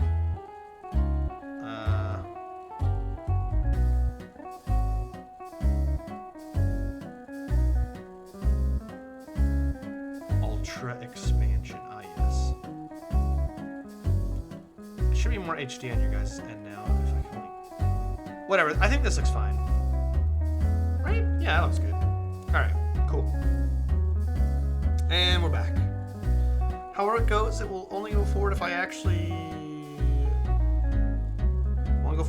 it will only go forward if I actually reach out and take the opportunity with my own hands. After all, doing nothing didn't get me too far, I feel. I think the problem I'm having in reading is because I don't have the damn light on here. I'm not sure if that's gonna make the face cam look weird. Why am I fucking wearing this coat? It's exactly that cold in my house. Or maybe that moment with Monika just got me a little hot, chat. I don't know. Oh, well, it could be either or. Alright, let's see. It's Doki summertime. We need the fake sun back there. Anyways, with that I embark on my journey to the ice cream shop Monika told me about yesterday. As I arrive, I recognize two of the girls chatting at a table. Hey, this is one of the core memories of Doki summertime. I do remember the ice cream shop part a little bit. I'm telling you, they literally retell the same story over and over again. with each of them giving their own take on how things would happen, correct? You wish! Most of them are literally just trying to force a sappy ending onto a story that is meant to be unpredictable and sad. Hey, mind if I join? Welcome back, Yeffy. I'm glad you could make it. Yeah, hi! So, where was I? Have you seen Sayori and Monika? Monika is bound to appear at any moment, and she's the least likely of us to use disappear without a good reason. Use disappear? Why did I say that? Yeffy, just look around you. You think Sayori would miss out on this? A brand new ice cream shop and hanging out with her best friends? Guess you don't know her well enough. You should have seen her at the school festival. Now she mentions it, I didn't see her at all at the school festival that day.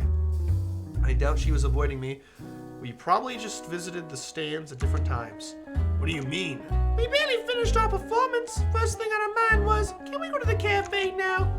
I remember there being a sort of cafe in one of the classrooms. They served several drinks and snacks. Their chocolate cake was delicious, and I even bought an extra one to take home. As I'm recalling it, all the sounds in my mind, Natsuki kept going on about their experience at the festival. And I got a plushy tiger hat. That sounds really cute, Natsuki. At this moment, I knew I messed up. I'm not cute! Speaking of cute, Sayori arrives with her neon green bird plushie tucked under her left arm, and if she was wearing her PJs, I'd swear she just fell out of bed. Her wide smile is radiating with joy. She waves at us immediately after noticing us. She puts down Mr. Bird next to her and she takes her seat. Hi, everybody! Seriously, you brought a plushie? Way to boost the atmosphere. What do you mean? Plushie, ice cream, you. Can we add anything else to make it more kid-friendly? Cupcakes with kitten faces. Hey!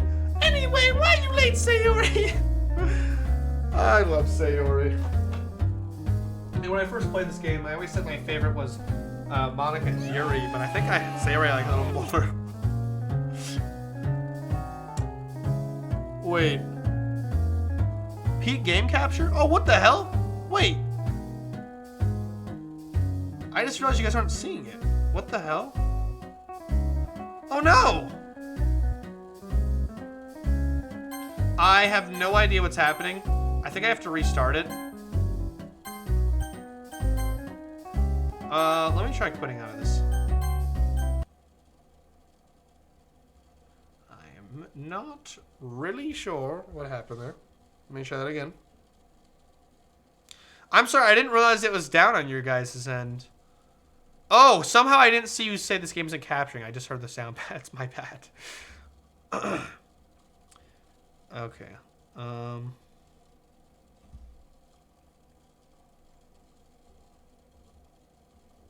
Okay, making sure I'm opening the right Doki.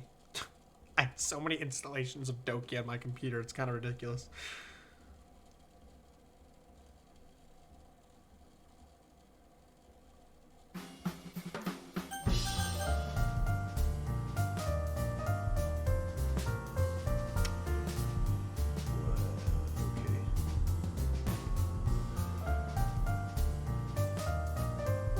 I think this looks pretty good here. Alright, now it should be working. Mandatory launcher just for DDLC. That would be fucking awesome, to be honest. I'm so sorry I missed your message somehow. I don't know how I didn't see that.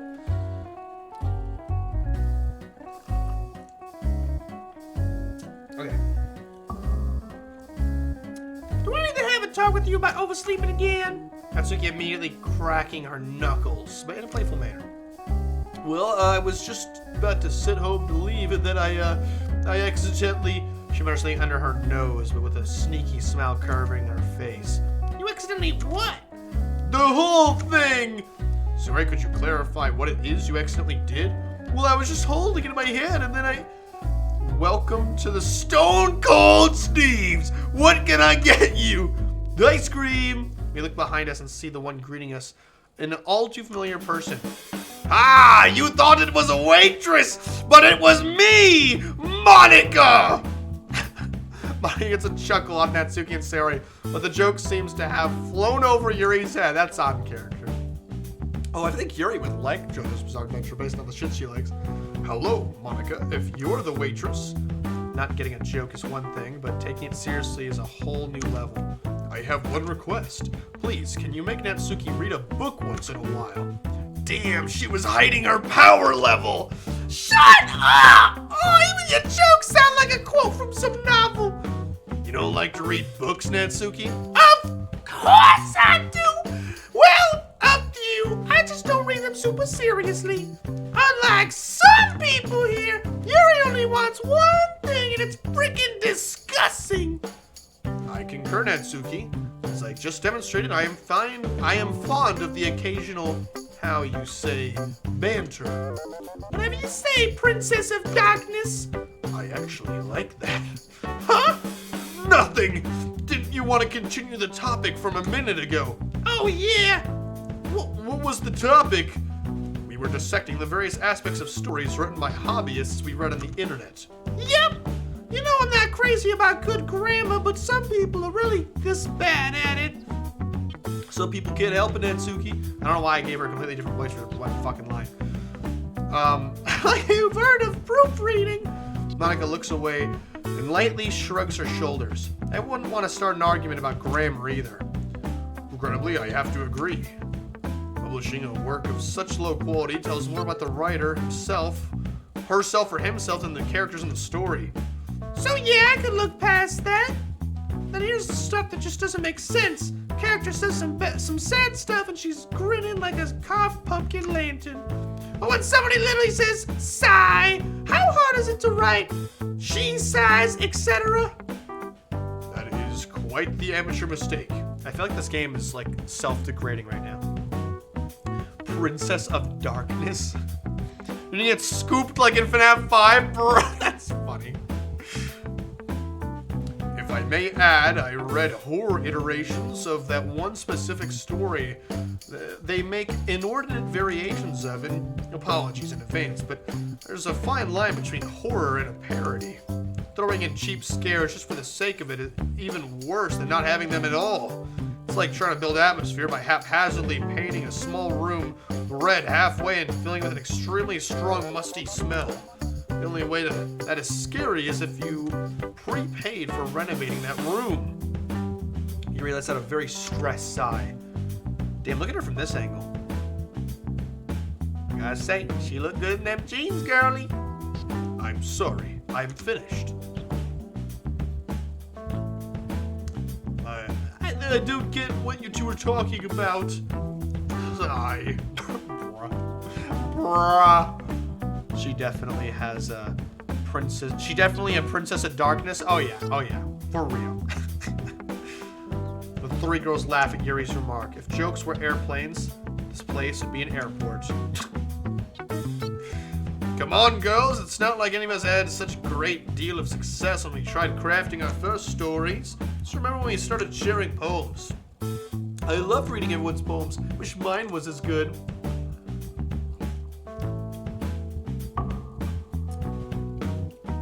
Sayori, you're doing it again. Monika shoots Sayori a knowing smile. It took her a couple of seconds to reciprocate, like waiting for a ball that's being passed to her. Even your first one was decent at the least. Talked about your poems in the club? Yes, we did. I even offered writing tips each meeting. I actually wrote one myself.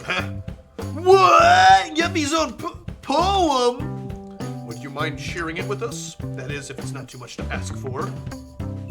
Yes, please. I want to have a good laugh. Bruh. Natsuki. We won't laugh at it, I promise. Can you show it to us?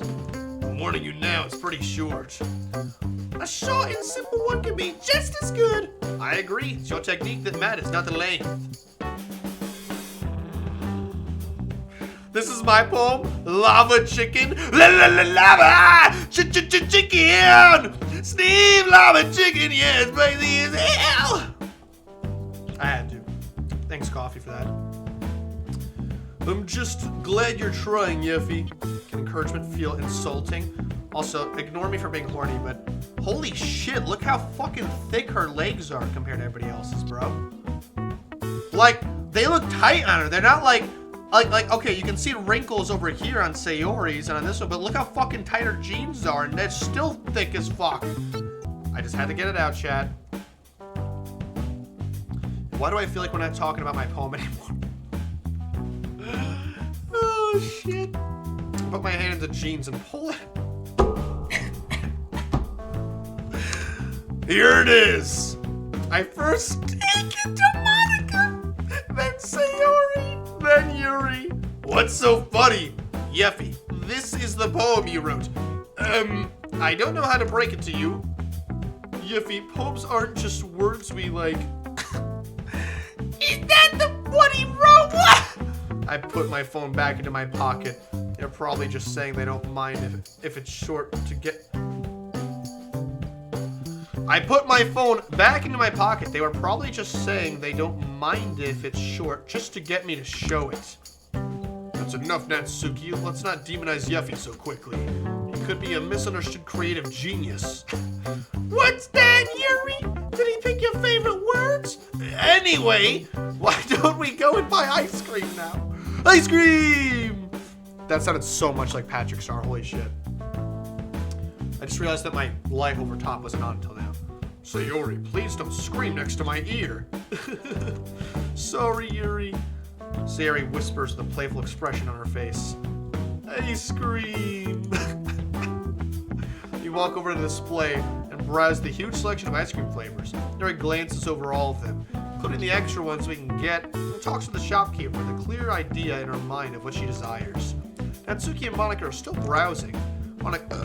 Monika's conflicted between two variants of coffee-based flavors. Natsuki is eyeing the prices of the cheaper, more traditional flavors. Meanwhile, what is happening on this? Sorry, Sayori is like a kid in candy shop and is saying her thoughts out loud with which one she had the longest time ago.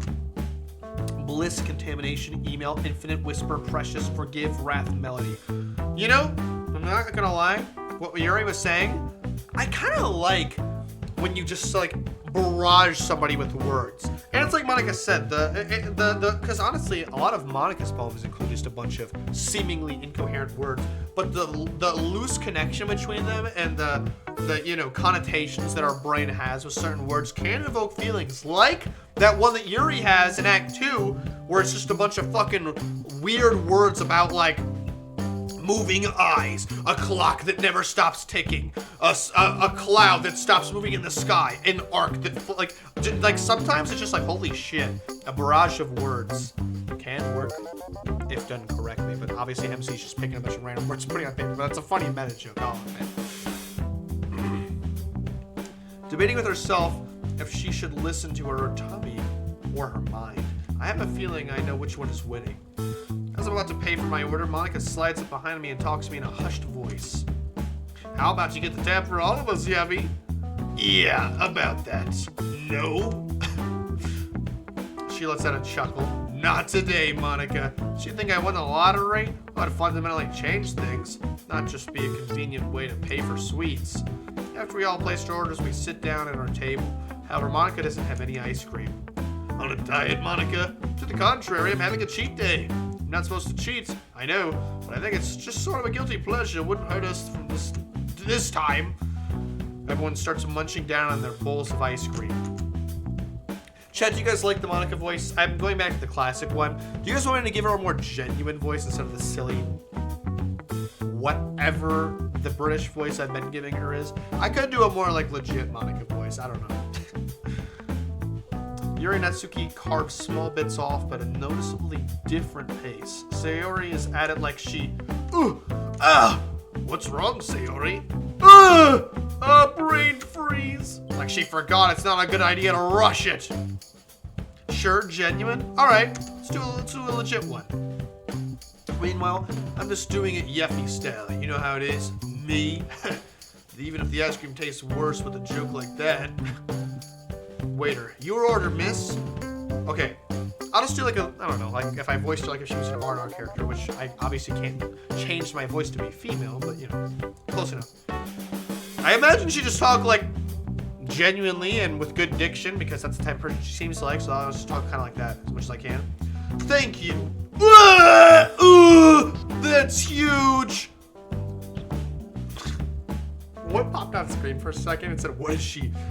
Everyone is intrigued by the icy masterpiece, and Monika gives a detailed list of its contents. It's covered in almonds, chocolate syrup, caramel, 5 different flavors of ice cream, 2 of which are coffee-based, whipped cream, and of course the cherry on top. As she finishes saying that, she takes the cherry with one elegant motion and pops it into her mouth. Certain thoughts pop into my mind at the same time. Mine too, sorry MC, I had a little moment as well. Garg brain rot! Yeah, that's my reaction when I'm scrolling through Twitter and I see those types of memes, not gonna lie. Natsuki and Sayori are already finished with their bowls, but Monika isn't even a third of the way through. Need a quick drink.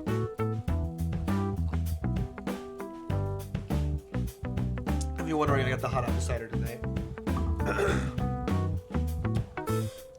Natsuki, do you like any of these flavors? Yeah, why? Sharing is caring. Huh? Come on, grab a spoon and we can share it. I don't know if she's only saying that because she realized she ordered too much or she just wanted to surprise Natsuki. Yuri and Sayori start chatting while Monika and Natsuki dig into the bowl of multicolored sweetness.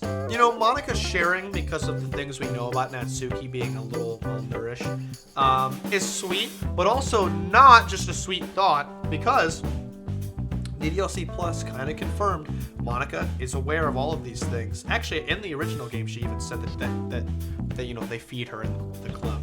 Monika is a lot sweeter than the fanbase presents her to be. And also, I have a theory about the original Doki Doki Club I'm going to say at the end of the playthrough that I'm currently on probably next weekend. But I think a really heavily misunderstood part of this game, I think I understand a lot of things. I mean, I should make a fucking video about it, but I don't usually make videos like that. But something clicked on this latest playthrough where I was like, wait a second.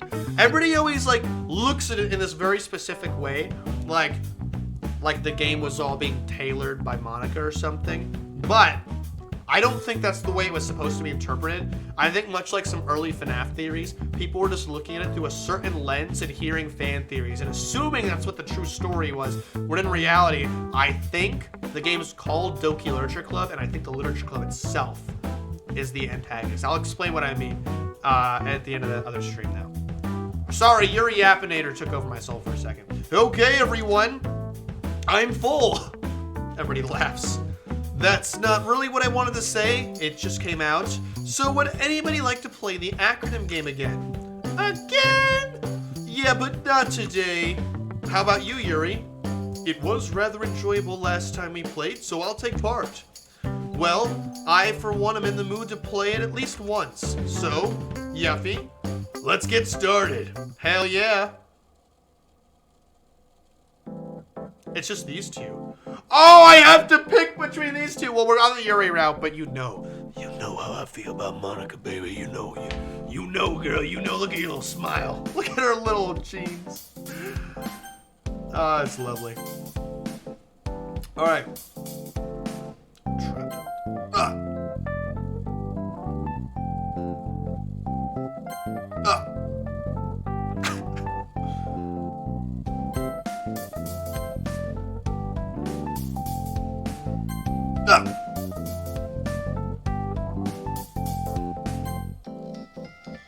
I feel like I'm already fucking up too much.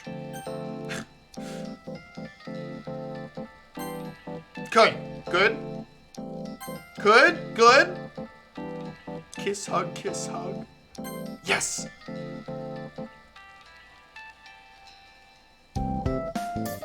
Yes.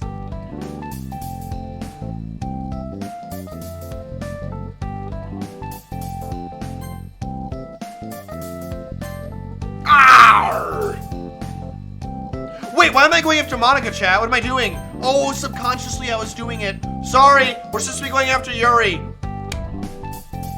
My bad. My instincts kicked in, chat. My instincts took over. Monika, baby, you know I was trying to go after you, girlie, but we are living in different timelines.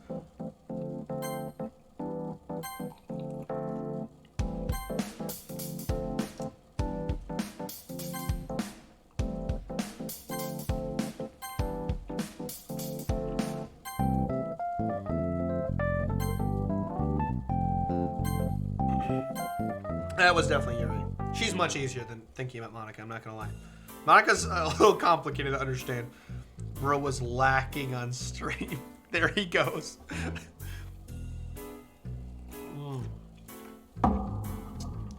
Alright. The game concludes and Monika announces the winner. However, as I've been told many times, it's not about winning, it's about enjoying the game.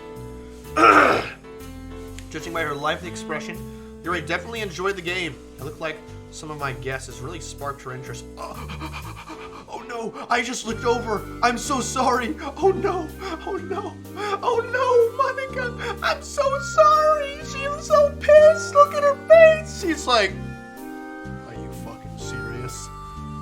Monika, no, I'm coming back for you. I'm coming back for you. I'll load my game if I have to after this Yuri route, girl. Don't you worry about a thing, because every little thing's gonna be alright, okay? You get what I'm saying? I fucked up the screen a little bit. There we go.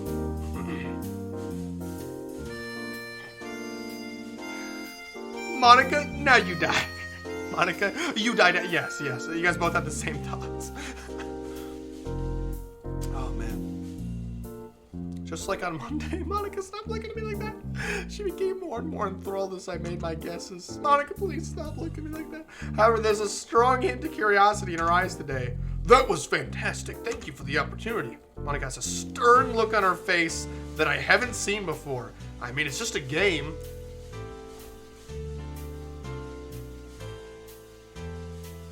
Can I ask you something, Monika? Yes. How did you come up with this game? I don't know. I just remember it from somewhere.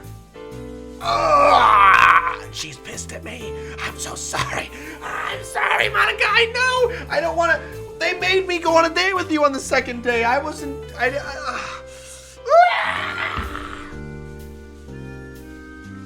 You're my other mistake, chat. Four girls get into a conversation about literature. Can't really complain about feeling excluded since Monika originally came up with this game for that purpose.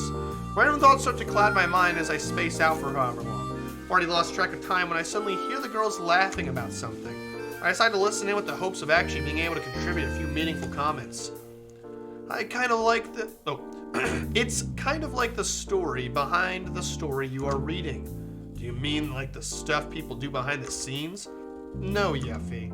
We were talking about a well-crafted story tells you more than what can be seen on the surface. I'm way out of my depth here. Silence is gold is another saying that comes to mind. Would you like to explain it, Yuri? Yuri? Oh, sorry! I was weighing my options on what I could read tomorrow. Would you mind repeating your question? It's okay. Would you like to explain what we mean by the story behind the story? With pleasure. It's the set of inner character dynamics, rules of the world, example, magic, implied or stated messages of the author and possible events. What people call backstory is not the same, but rather a part of it. Creating such a story behind the story, in other words, a meta-story, can be an encumbering task, but it gives guidelines for the author. By establishing the rules of the world, the reader can be led to have a set of expectations, which can be ultimately shattered as the world in question is revealed to be a far cry from what it appeared to be. Undertale, Doki, same kind of thing, yeah. Everybody is silent as we listen to Yuri. Not just us, though. Literally everybody else is talking in the shop. Sorry, I got a bit carried away there. Wonder when you're gonna when you're gonna drop this habit of rambling on? Of saying sorry all the time. So... Anyway, I have a sort of announcement to make. Really, it's more of an invitation. It's a nice pool place I visited with Sayori, and I wanted to invite you all there. I'm available on Saturday. How does that sound? Pool party, woohoo! Well, you know, if I can make it, I'll be there. I suppose it would be practical for getting the necessary dosage of vitamin D. What? Such a funny way of saying that. Yuffie? Sorry for always asking you last. She did always do that in the original game. I can only promise two things. I'll be there, and I won't drown. Good enough for me. Okay, everyone. I hope you all had fun today. I'm ending our meeting now. Gotta go tend to our other obligations. Yuri, would you like to join me? To be honest, I was hoping that we would stay a little longer. I'm sorry, but I have to go. Look, I'll make up for it. There's this really nice place selling all sorts of exotic items. Every time I go there, they have the most intoxicating scents lingering in the air. That sounds intriguing. Are you visiting it today? In fact, we can visit it together. Well, in that case, goodbye, girls. She lets out a sigh before looking at me, showing signs of bittersweet feeling. Farewell, Yuffie. I wave for goodbye, and the two of them hastily leave the ice cream shop. Going to buy essential oils. Monika, are you doing this on purpose? Are you trying to take Yuri away from me because you're mad that I picked her route? Like, girl, I'm sorry. I'm just trying to see an alternate route, okay? You're still the number one. Don't take Yuri away from me. To my dismay, Sayori and Natsuki decided to go explore some shops in town. Since Sayori intended to go clothing shopping, I became extremely disinterested and made my way to go home instead. That makes sense. I fucking hate going clothing shopping. On the way home, an idea suddenly pops into my head. I remember Yuri saying she's going to open to watch movies. Or that she's open to watching movies. Maybe this could be a good excuse to meet one-on-one again. I don't have her number, but perhaps I'll be able to find her on social media. We have at least one friend in common online, that being Sayori.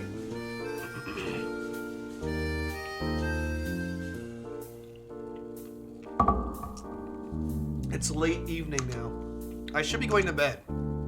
I'm in luck. Yuri actually responded to my message. Thank God I changed that anime profile picture from before. Otherwise, she might have thought I'm some sort of weeaboo. Hopefully, these girls can motivate me to escape that stereotypically virgin lifestyle. In fact, I'm one step closer since Yuri agreed to meet up with me tomorrow. That's kind of funny to imagine, I'm not gonna lie. Saturday? Oh god, I hope we're not playing FNAF 6. After staying up till about 2 a.m. last night, I woke up rather late today. For a change, I checked out the books that have accumulated in my room. Some were gifts from relatives, others were inherited by my parents, and they insisted they should be kept in my room. I started reading a few over the few years. I usually got sidetracked with schoolwork and video games. Maybe if things go well, Yuri will give me enough motivation to get into reading. There's a saying I heard about how useful it is. Something about standing on shoulders. I don't actually know what he's referring to by that. Man, I'm looking forward to meeting that girl. We text each other and agree to meet later on in the day, which is fine by me since I can't relax until then. Several hours pass by while I get some practice in my favorite online game, my top pick. This light is weirdly hurting my eyes. Still got a few hours before I need to go meet up with Yuri. Now that I think about it, will this be a date? I mean, we are just watching a movie and spending time to... Oh god, I'm going on a date! Am I prepared to make a good first impression? Maybe it's a little late to think about that after a little adventure we had on Tuesday. Thinking about preparedness, I'll check out the theater selection of movies online. Seems like they have a rather interesting selection. One is about a young woman who goes out to see a successful businessman. Things quickly escalate into romance with elements of BDSM. What does that stand for? I look at the term on my preferred search engine, not starting with a G. Well, that's not what I expected. I double-checked the movie's description and realized it's way different from what I'd take a girl to see. It does seem like a movie a woman would go to, but I highly doubt you'll really be interested in this sort of thing. You're wrong. I don't know. I'll try to find a movie later. I sit at my desk in deep thought. Mom opens my bedroom door and says hi from across the room. Hey, sweetheart, you ready for your meet-up with your friend? I don't know why she became goofy. I don't know how to put into words this thing between Yuri and I, so I just vaguely say that I'm going out to see a movie with a friend. I still have a few things to do first. Oh, alright, I'm going to go out for groceries. Have fun. Thanks, Mom, will do. She leaves as I continue writing on the internet. I ponder the possibilities of what I could do before going to our meetup. Getting a snack sounds good. I got a snack. It's fruit snacks. Luckily for me, Mom bought my perfect... What? I don't even know where perfect is at. Sorry. Luckily for me, Mom bought my favorite again, soft, succulent, store brand pancake or perfectly poofy Paradise's pancake. That's a fantastic fucking name. I love the alliteration. I munch down with a wide smile that I can't help. My mood is immediately elevated. My phone alarm goes off. It's time to go. I sigh and head for the door. This time I am sure to bring a fold-up umbrella that can cover 2 people. Don't want to get rained out again and stuck in a bad spot. I'm nearly at the bus stop when I see the bus arriving. Darn it! I set the alarm for the bus. For when the bus arrives, I forgot to account for how much time I need to get there. Sprinting to the bus, I dash across the road. Skirt! Oh shoot! I almost got hit by a car as I was going to the other side. Just like the chicken in that stupid joke I told Yuri. The driver looks like an older woman with purple hair. Maybe her 40s and has a large box in her passenger seat. She looks to be fairly shocked and a bit mad at me for running across the street. Whatever, I don't want to miss this bus. After mouthing, "I'm sorry," I turn away and make a run for it. After narrowly catching the bus, I sit down next to a window. My breathing is a bit heavy from sprinting. I'm still in a good mood. I look out the window and think about what we're going to do today. Firm, I know what we're going to do today. Wait, I still don't know what Yuri and I will do after the movie. We can probably see if there's anything cool in this area, or discuss a book what does it say? Or discuss a book she talked to me about? Okay. Though it would be pretty one-sided since I didn't actually pick up a book since Thursday. Also, excuse me, Chad. Sorry for the burps. I don't know why I'm burping. I remember one of the titles she mentioned. Was it Portrait of Mark-Offs? Nah, that can't be it. Well, it isn't worth buying about, but we'll probably focus on the movie anyway. Also, did you guys hear Dan Salvato and his team are releasing a new game? And in addition, he's working on 2 visual novels, and I think one of them is actually Doki related, supposedly. Anyways, if you're getting off the bus, I realize the theater is actually light on traffic for once. As I walk up, I see a strangely familiar car. Wait a minute. Yuri and the purple woman walk out of the car and hug each other. I decide to blend into what little crowd is here until the woman is gone. As I walk towards the movie theater, Yuri's looking. Of course, it was Yuri's mom. I walk up towards her. When I see her, I can't help but give her a wide smile. I can't decide if it's because I'm anxious about it being our first proper date or if I'm just happy to see her. After having my favorite snack, to seeing a lovely girl, everything unpleasant fades away. I am once again in high spirits. Oh, that's a cute outfit. I've never seen that. There's a soft smile and a gentle wave. Hey, Yuri, nice to see you again. Guys, Yuri and Yeffy would totally date. They both like dark things. They're into somewhat of horror. They both have autism. Okay, let's move on. Nice to see you too, Yeffy. She looks towards the theater. So, how was the drive here? I was reading this new book my mother recently gifted me. She shows me the cover, which features 4 girls in winter clothing with a Christmas tree in the background. I think I know what you're thinking. Yes, it's a Christmas story. I admit it feels unusual to read a story with that subject in the summer, despite the banal premise. The story is turning out to be enjoyable, albeit a short read. After finding out this was the author's first book, I was pleasantly surprised. Sounds like you had a comfy journey. Yes, for the most part. I did have quite a scare at one point. My mother had to abruptly stop when a passerby ran across the road in front of us. I don't know what could drive someone to run out in the middle of the street. Must have been pretty important. By the time I looked up, the person was gone. I should probably steer this topic to safer waters. I see. Well, I'm glad that you made it here all right. By the way, have you decided which movie you want to watch? She looks like she's going into deep thought. Well, I am still contemplating the choices for the moment. She glances over a few of the movie posters. She looks at 2 in particular. She tries to focus more on one and seems like she's almost straining herself to do so. The one she is trying to focus on is called Only Phantom. From the description, it looks like it's about a ghost trying to protect his only son and his mansion from being taken over by a group of mysterious men.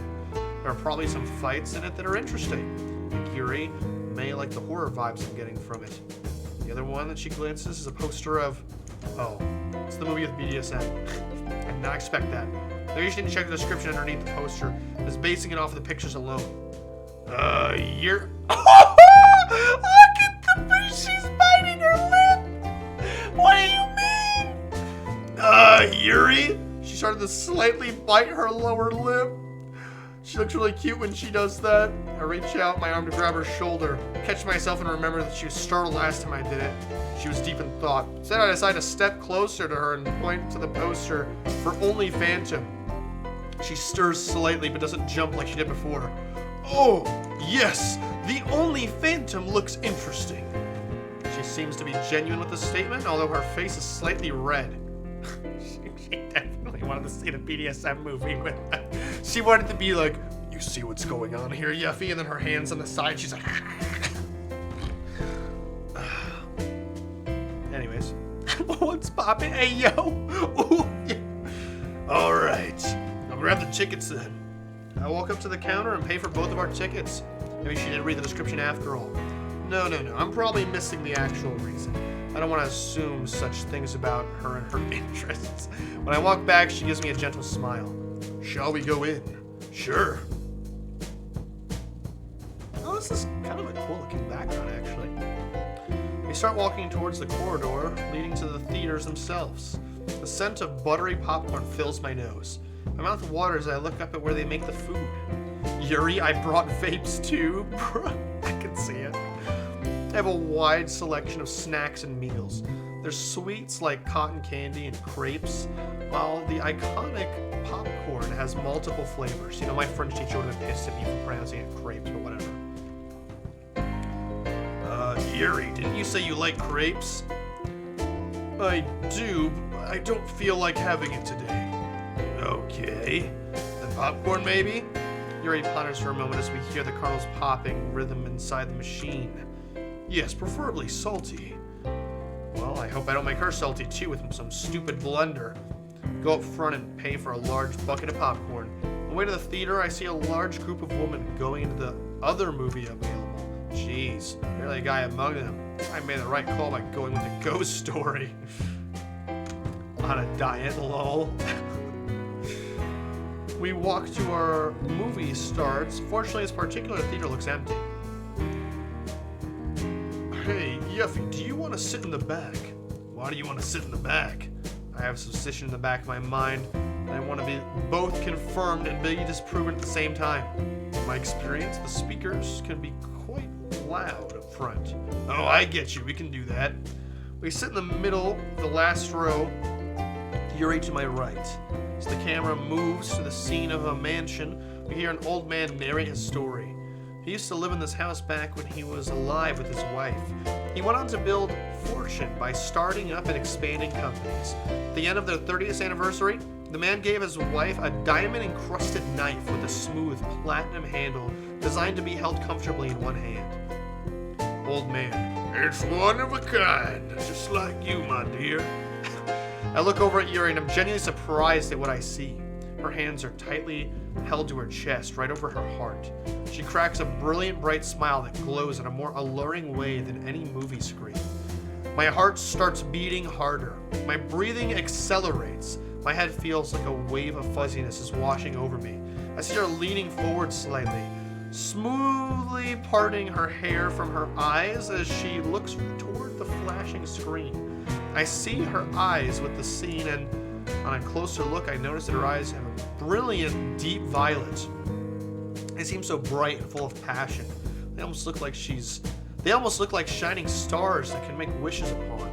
I slightly lean towards her and lay my right hand an inch away from her arm.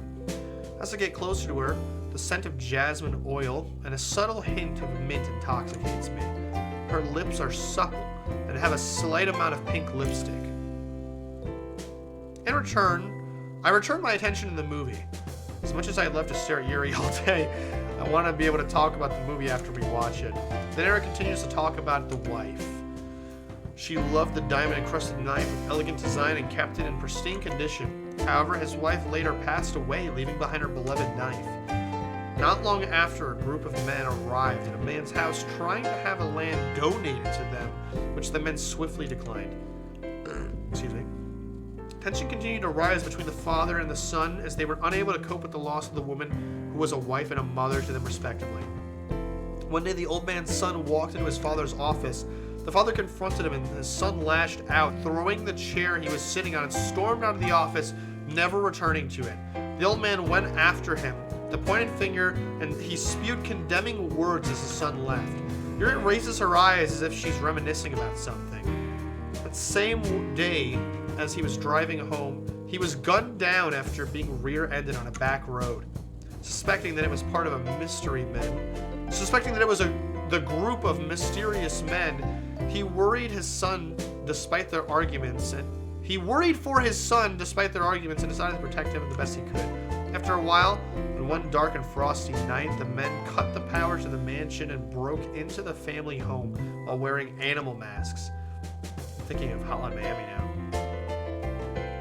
Oh yes, who wouldn't love an enchanting diamond so hard? That's funny. While hiding from the invaders, the son is nearly found. As the music builds up, a door is nearly open, but the ghost distracts them. Yuri's feet are bouncing up and down slightly and her hands are slightly shaking. Put an arm around her shoulder. For a moment, she stops moving altogether. Her shoulder and back tense up. Did I try it too soon? Yuri looks up at me as her face turns slightly red. Then she takes a deep breath as she smiles. Her breathing slows down and I can feel her shoulders and back loosen up. Wait, she actually likes it? She returns her gaze back towards the movie. I crack a wide smile and breathe a slight sigh of relief. I return to watching the movie. At this point, I'm surprised at how much I like this movie so far. It might just be because I'm with Yuri, but the tension from trying to just stay alive is a lot more exciting than I thought it would be. Yuri looks like she is thoroughly enjoying it as well. He finds the knife in his parents' bedroom, grips it tightly, and tries to escape his home. He finally manages to make it to the top of the stairs leading to the front hallway. When he trips down the stairs, he lays on the floor and tries to hide the knife as he is quickly surrounded by well-armed masked men. At this point, sirens are heard from the distance. They begin to surround him as one rushes up and points a gun to his head. The knife ends up falling out of his jacket. One of the criminals picks it up. I hold my breath. The police burst through the door. The ghost then has to make a decision. One is pointing a gun at his son while another already started to run away with a knife in his hand. At the end, he throws a vase at the one threatening his son, letting the criminal with the knife run away. I turn to Yuri and see how she is reacting. Her eyes begin to water. I don't know what to do. How are guys supposed to act in this situation? That's such a guy thing. Why are we so dead? I don't know. I'm always the same way though. Whenever there's a guy, I feel for you, woman, and I'm an advice guy, and I'm like a genuine guy, so I'm always just like, what's wrong? You want to talk about something? Is there anything I can help? Well, maybe blah blah blah will make you feel better. You want to get distracted, but then like, what do girls actually want when they start? I don't know. Anyways, how are guys supposed to act in the situation? I pull Yuri in and hold her closer. Most of the men get away, but the son is saved. The father, while no one can see him, drifts towards his son's ear. You aren't the only fence left on Earth that's tied to what has happened, so live while you can without holding on to something that only holds you back. He fades away as both the son and Yuri start crying. The criminals get away, but the police inform the young guy that they're tracking the criminal's vehicle. Wiping away the tears from his eyes, the son has a confident expression on his face as he listens. The movie cuts to a scene where he's talking with his girlfriend, reminiscing about his parents. The young guy recalls his father's encouraging words, and the girl gives her an understanding smile, then a kiss. Things get very steamy as a rather explicit scene comes on. Yuri begins to breathe incredibly heavily. I look over to her and see she's biting down on her lower lip. She freaks. She a freak. She a freak. Just a few moments later, she stands up. I need a minute. With this, she quickly walks out of the theater. The movie continues for... Bro, Yuri, what are you doing? What are you doing? The movie continues for a few minutes, and I'm getting concerned for her. She needs a vape. I decide to check up on her. She's sitting in the hallway, leaning against the wall with her arms behind her back. Her face is scarlet as her breathing slows down. We make eye contact. She looks down and holds her hands tightly together. Hey, you alright? Yuri licks her lips for a moment. Yeah, I was just startled at the inclusion that scene had at the end. Yeah, I get you. Took me by surprise as well.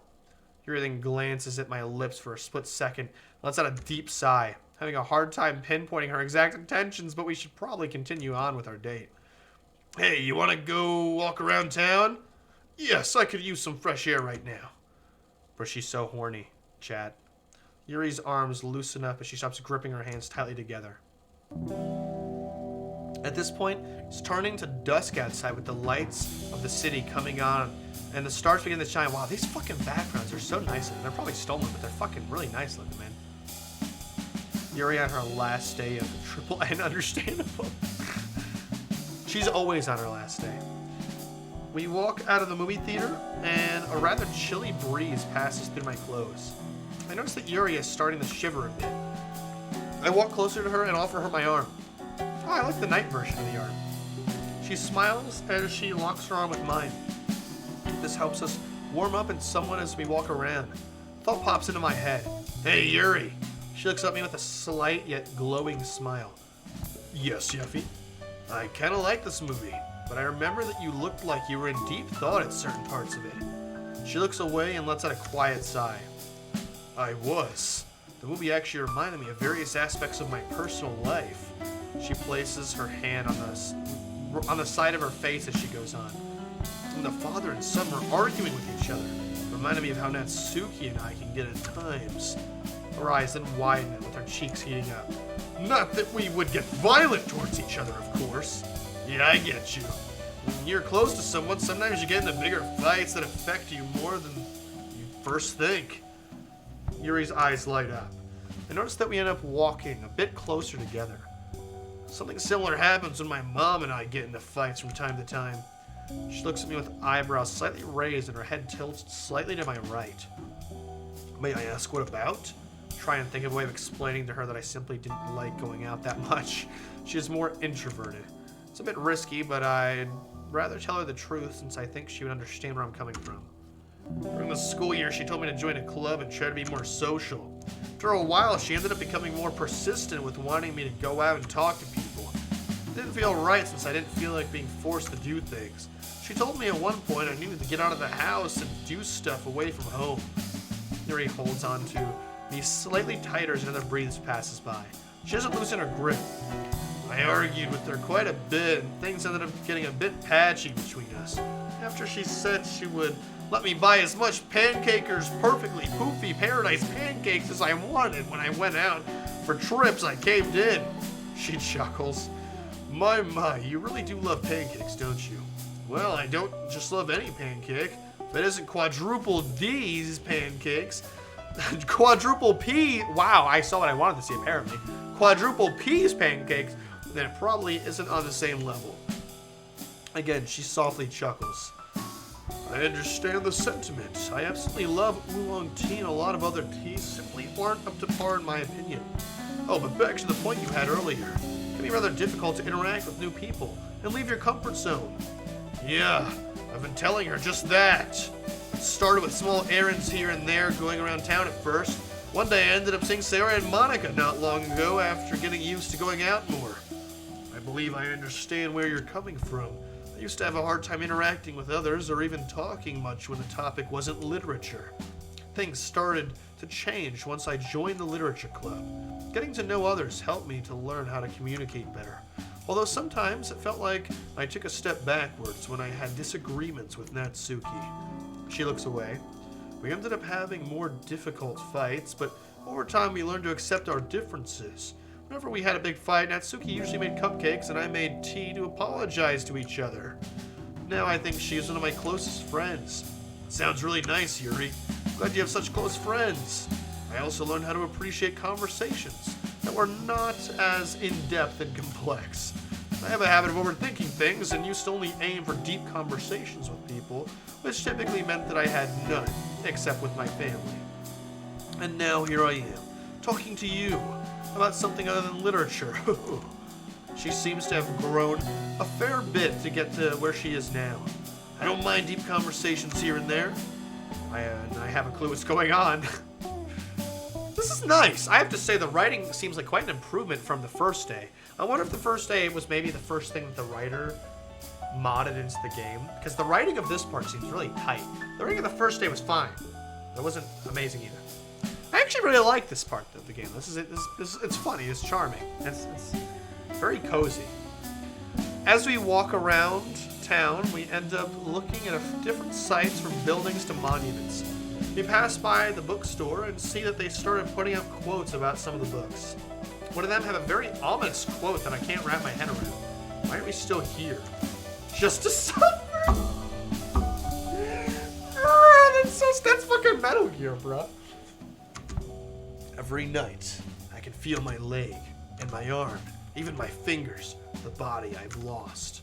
The comrades I've lost, it won't stop hurting. It's like they're all still there. You feel it too, don't you? Sounds sad. This reminds me. So, do you only read horror novels? I tend to read those the most. But you know, I like a lot of things. Stories with deep psychological elements usually immerse me as well. It's just taken from the original game. Isn't it amazing how a writer can so deliberately take advantage of your own lack of imagination to completely throw you through a loop? Dude, hey, Yuri, I put your dialogue through a website and it says that you copied that. Okay, stop. I give my life not for honor, but for you. Okay, sorry. She suddenly goes silent as if something just occurred to her. Yuffie, do you know what deja vu is? Isn't it when you feel like you did something that you never actually happened? Yes. That feeling just washed over me just now. Whoa, same. Deja vu. I've just been in this place before. Higher on the street. Weird. We continue our walk and eventually have our conversation loop back to the movie. What was your favorite part of the movie? Ray pauses to think for a moment. It's probably when the Phantom saved his son from the criminals. Gosh, she started to cry when that scene happened, especially when the Phantom told the son to let go of the past. I apologize for getting emotional. It's just the movie reminds me of a poem I wrote quite a while ago. They're seeing the ghost whisper to his son. I think I found an answer to a question I've been looking for a long time. What is the question, might I ask? Well, the past... Dude, kind of says fucking music is fucking great, man. Well, the past had great significance in shaping us into who we are. Yet it can also shackle us. We lean more into each other. I have had feelings of, well, attachment to the past. I have some feelings of comfort when reflecting upon memories and what filled me with joy. However, I felt like a ghost who couldn't let go of the past, wishing to spend forever reminiscing. The memories that would only leave me from... sorry about that. The memories, though, would only leave me feeling empty when I realized they are forever gone. So I wonder, what can I do to stop feeling the void in my heart? Yuri's face turns beet red as her voice quivered for a moment. Then I finally realized. She looks up at me. My face turns scarlet. Our history is important and should not be forgotten. However, Yuri parts her hair and my heart is racing. We should focus on making memories. A thought pops into my head. And face the future of those we hold dear. I take her hand in mine. She seems to be taken aback, then smiles at me softly. I flicker back. Oh, that's a cute reference to her first poem. At this point, the night is growing fairly cold. Yeah, whoever wrote this mod clearly was growing as a writer throughout this project. I recommend we go inside somewhere to grab a bite to eat, but my wallet is as empty as Sayori's stomach normally is. We end up at a bus stop. Would you like to wait for the bus here? Yuri looks like she's about to suggest something else, but the wind starts to pick up and more in the storm clouds are forming. Yes, that is probably a good idea. We sit there enjoying each other's company. Hey, Yuffie. She sits up more and looks at me from the other side. Yes, Yuri? Perhaps this is just me, but I enjoy walking around even if we aren't doing anything in particular. She lets out a breath slowly. I don't know why I thought that was Yuffie. I think when you are doing anything that doesn't require much focus, it allows for people to connect with each other just as well as when we do something extraordinary. It is nice when you can focus on others more than the activity itself. I agree, Yuri. Yeah, I agree. Although it's nice when we can do things together to talk about later. I pause to think of something. But it can be nice to mix it up here and there. Probably the best way to look at it. The bus ends up arriving after a few moments. We proceed to get on the bus, and Yuri and I sit next to each other near the back. It starts drizzling somewhat, but nothing too intense. I hear her hand as we look out I hold her hand as we look out the window, watching the rain fall. As she looks outside, she looks up towards the sky. When I see this kind of weather, sometimes I get curious. Is Mars the only planet that has people that can experience this? What do you mean? Well, I just sometimes wonder if we are the only intelligent beings in the universe. The chances of there being life somewhere in the vast openness of space makes it seem that there must be at least a chance of it. In some of the stories I read, the main characters go out to explore the universe. They meet a variety of intelligent beings and new perspectives that they learn from. For this intelligent life form, it may be a foreign concept, and perhaps a terrifying experience to see water falling from above. The Princess of Darkness, yes. Look, I appreciate you calling me intelligent, but I'm not afraid of taking a shower, okay? She looks away and I assume she rolls her eyes at me in an attempt at humor. Oh, stop it, you. Yeah, I guess you've never seen or heard of it. It can be pretty shocking. She then looks at me and her brows are slightly raised. Sometimes I feel like I'm an alien myself. This catches me by surprise. What do you mean by that?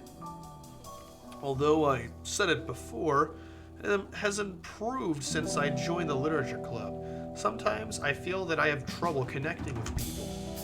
Even when I try to understand myself, some of my feelings are just alien to me. She begins to turn towards me more. She squeezes my hand gently. I just don't know if I can truly connect with people anymore. Years ago, I used to be made fun of for being different. People would make comments about me talking to others since I've always been somewhat shy.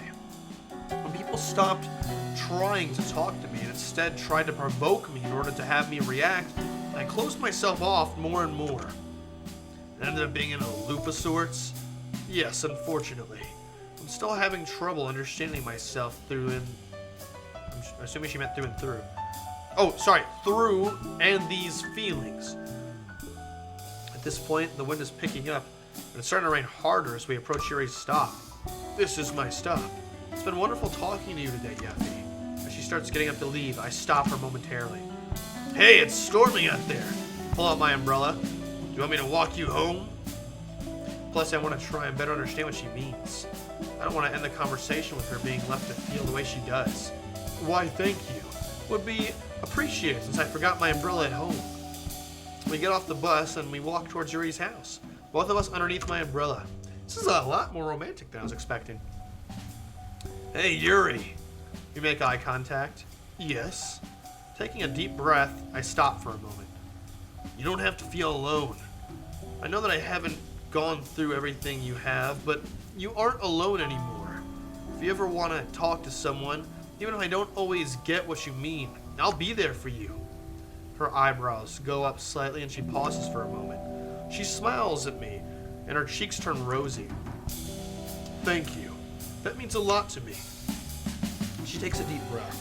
You know, this reminds me of one of my favorite books. How a young princess is locked up in a tower, dreaming of the world outside of her castle, but is always too shy to try and break free. She looks up at the stars and wants to leave, but is afraid of what waits outside of her walls. Then one day, an unlikely prince ends up at her window one day. At first she is nervous, as she has never interacted with many people, let alone someone so unfamiliar to her. Over time, though, thoughts started to swirl in her head. Some nights were beyond restless, with dreams about the prince and the way he was. One day, the prince asked her to accompany him outside of the walls for an adventure. She was nervous, but decided to leave the safety of the walls, since she felt that she could trust him. Gradually, she ended up seeing the prince in more and more detail as his better points were found over time. She drew closer and closer to him as time went on. After a small adventure, she ended up being taken back to the castle, yet she felt like she didn't want the adventure to end. Her eyes began to look into mine, away, back to mine again, and between each line. The princess realized that she had feelings that were foreign to her. They began to almost overwhelm her. Her breathing speeds up slightly. When the princess held her close, she never wanted to let him go. She then realized that even if the world could be a terrifying place, so as long as she was with him, she could still walk outside of her walls. Talking, taking her hand in mine, my body starts getting warmer. She wanted to be with him more and more, and began to have ravenous beasts inside of her, pushing her to completely unfamiliar territory, but with fear holding her back. The young woman wished that the prince would see her the way that she saw him. And she finally realized that regardless of everything else, having found someone like him was one of the best things to happen to her. Then feelings of terror arise as she fears what would happen should she... Oh, I read that wrong. Let me reread the line. Then feelings of terror arise as she fears what would have happened should the princess would never return to her side, and she ends up alone with her thoughts once again. At this point, we are shoulder to shoulder, almost leaning on each other. I don't entirely get what this means, but I feel that it's important. Yuri. I look at her straight in the eyes as we stand inches apart under the umbrella. Stories are great and all, but remember to live yours as well. We can understand... Oh, I'm making up lines. We can learn about inspiring people with feelings we relate to.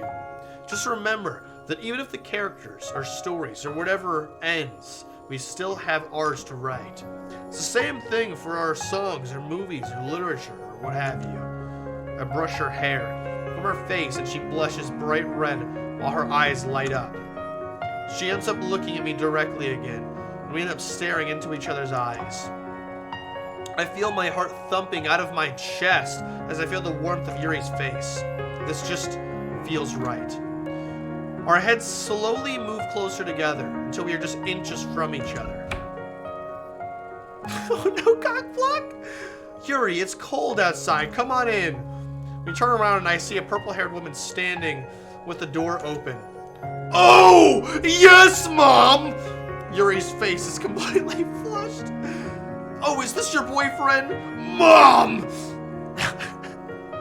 Yuri walks around quickly with her head down. That's Ayo. Is this what you want to come on? Strike me down, Zeus! You don't have the balls!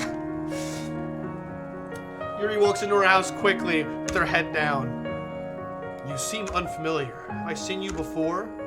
You know, this type of trope in writing where somebody cockblocks right at the last moment, this is like edging, but with writing. I'm not going to elaborate that. I pull my umbrella down more. I don't think so, ma'am. I walk towards Yuri. Bye, Yuri. Today was fun. See you tomorrow. Farewell, Yuffie. She waves at me as I walk off before her mom can recognize me. I end up going back to the bus stop and catching the next bus. My head is filled with today's events. Yuri and I grew so much closer, and I feel like I'm finally starting to understand her more. Feels like she's always been lonely and just wants to be close to someone. Although I'm not sure what she meant by some things, like the story about the prince. Dance, motherfucker! Okay, sorry. I feel like it was a metaphor for something else, but then again, I could be overthinking things. Dance, mother...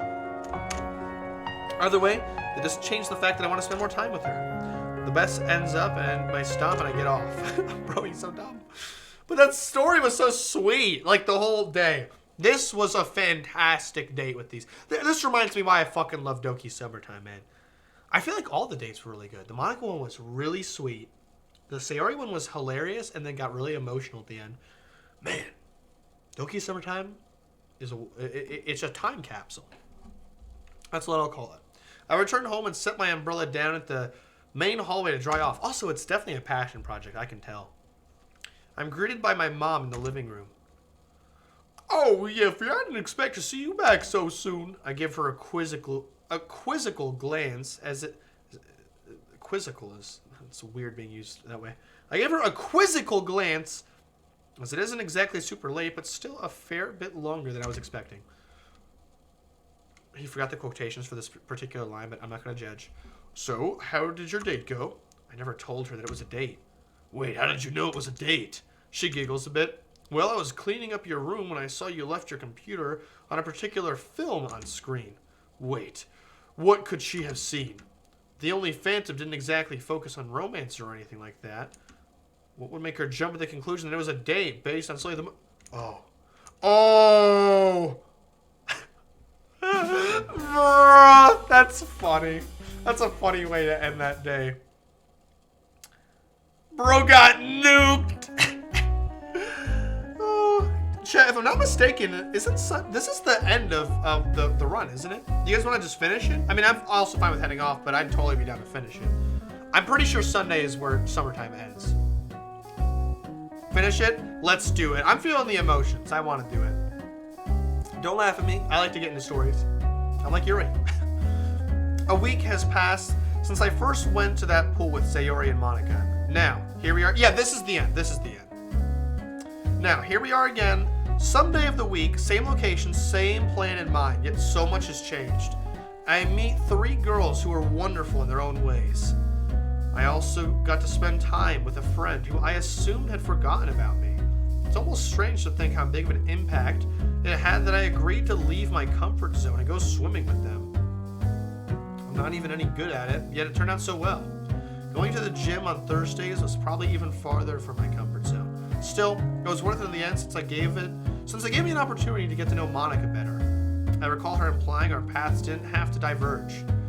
It would be... Oh, I feel a sneeze coming in, sorry. It would be... Oh no. Oh my god.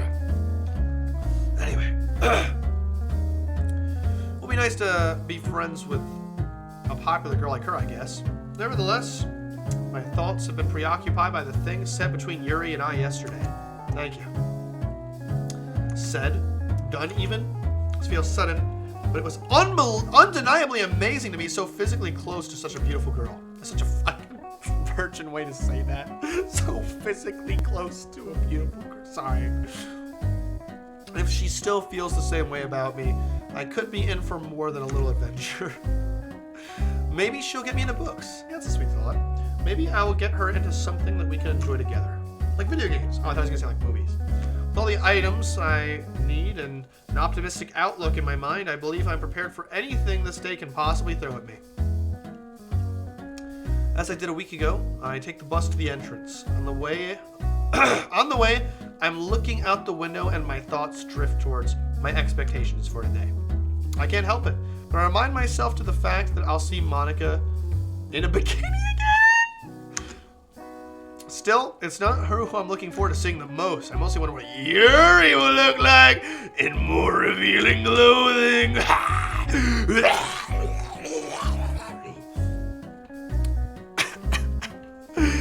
I'm at a loss for words, even just visualizing it in my mind.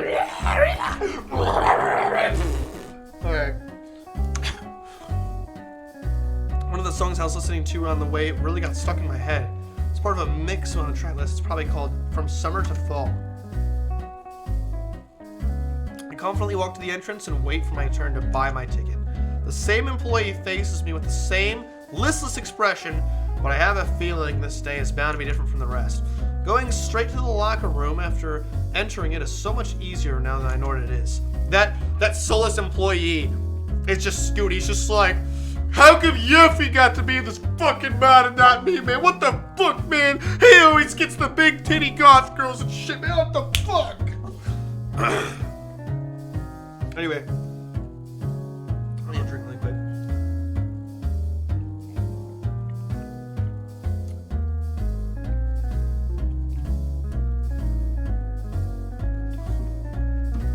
Okay, I'll finish. Oh my goodness, excuse me. For some reason, I'm filled with a sense of urgency and melancholy when walking between the rows of gray locker closets. There's a very subtle undertone of noise as I'm standing in the silent room. I pick up a locker cabinet and put my belongings away and close it shut without hesitation. I love this little picture here for some reason. Actually, all the CGs are very nice. Coming back to the pool, I decide to look for the girls. They're not in the pool, not anywhere around it. As soon as I turn around, I see a gentle flash of white and purple in front of me.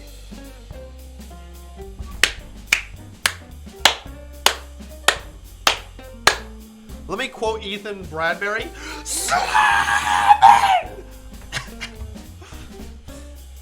Alright, anyways. Hallelujah! Praise the Lord! Can we just get a full... Wow. Dude, she's thick as hell. She's thick as hell. God damn. Miko, I might have to join you. Oh, my back. Jesus Christ, that hurt me for some reason. Oh, no. I hurt my back. What did I do? Ah, shit. Anyways. Oh, my goodness. Hello. Hi, Yuri! Oh, God. I hope my attraction to her smoking hot body doesn't become visible. I hate it when people notice that I'm blushing. Is it me you're looking for? I can see it in your eyes. Ugh, I'm sorry. That was a bit too much. Can't you see it in my smile? You're all I ever was. Either her shyness is infectious, or I'm just as smooth as sandpaper with my inability to deliver a single line of a romantic song.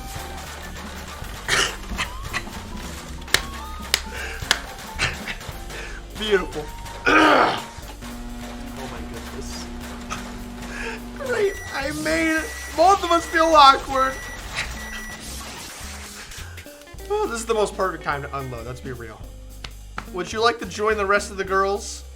I believe that the others are already waiting for us at the other end of the pool. Sure, lead away.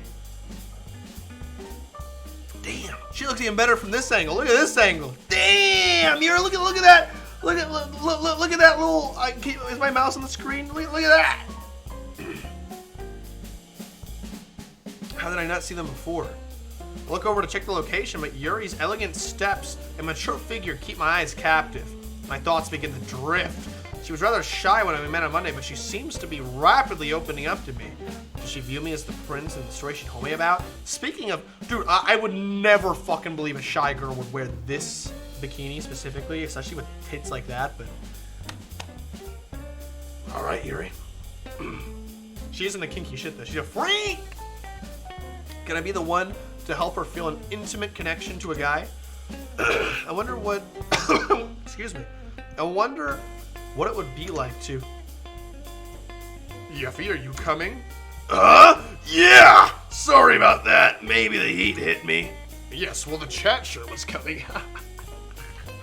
I mean, yes, I know what it's like. Was I really staring at her for that long? If I was, thought she would have said something sooner. Except, no, she's not like that. At least I don't think so. Putting one foot after another, I follow her to where the other girls are. Follow Yuri into the pool and notice Monika and Natsuki passing a red, white, and blue beach ball between each other.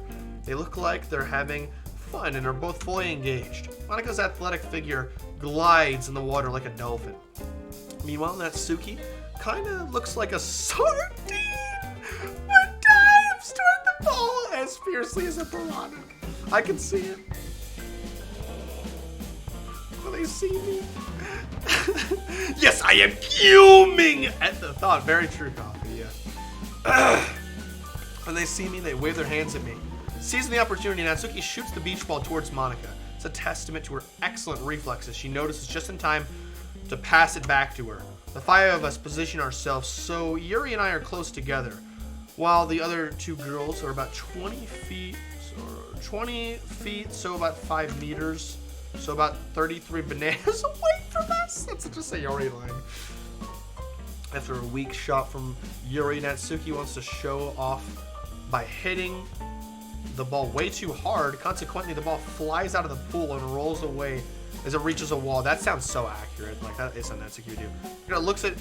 Monika looks at Natsuki expectantly, and she responds with rolling her eyes as she's the one who shot the ball outside. She goes to retrieve it as well. Coming to the side of the pool closest to Sayori, she gets ready to throw the beach ball back. Natsuki. Yo, catch these balls! Wood balls! And Suki passes the beach ball to Sayori and jumps right in after it. Cannonball! Water splashes over Sayori's face as Natsuki dives in. You can almost feel the ripples. Yeah! Geez, sorry! It's pretty standard stunt, Sayori! You could have at least warned me. Where's the fun in that? Monika approached the two while the scene played out. You shouldn't jump in front of... Excuse me. You shouldn't jump in from the side of the pool like that, you know. Yes, Miss President! I'm not saying that it's your president, Natsuki. Just a friendly reminder. You could slip and I wouldn't want to see you snap your neck or some other horrible accident. Whatever! It's a reference. It's a diving board that's just for this purpose. You know what? I'll go there. Come on, Sayori, let's try the diving board. Well, let's try, I guess. Monika soon leaves the pool as well. Yuri excuses herself, citing her wish to read and enjoy the sun for a bit. However, as she turns away from me, the look in her eyes looks almost inviting. I follow Yuri outside the pool. She sat down on a lounge chair and is getting ready to read a book. As I'm nearing her, the smell of her lavender fills my nostrils. It's calming, yet my heart skips a few beats. Yuri? She turns to me and a warm smile appears across her face. A smile that reminds me of when we said our goodbyes from our date yesterday. Yuffie, I'm glad you're here. Sorry for laughing. I don't know why. When I read that line in the voice, it sounded so fucking much like Rockstar Freddy from Security Breach, where he's like, Gregory, come over here. It really does sound like that.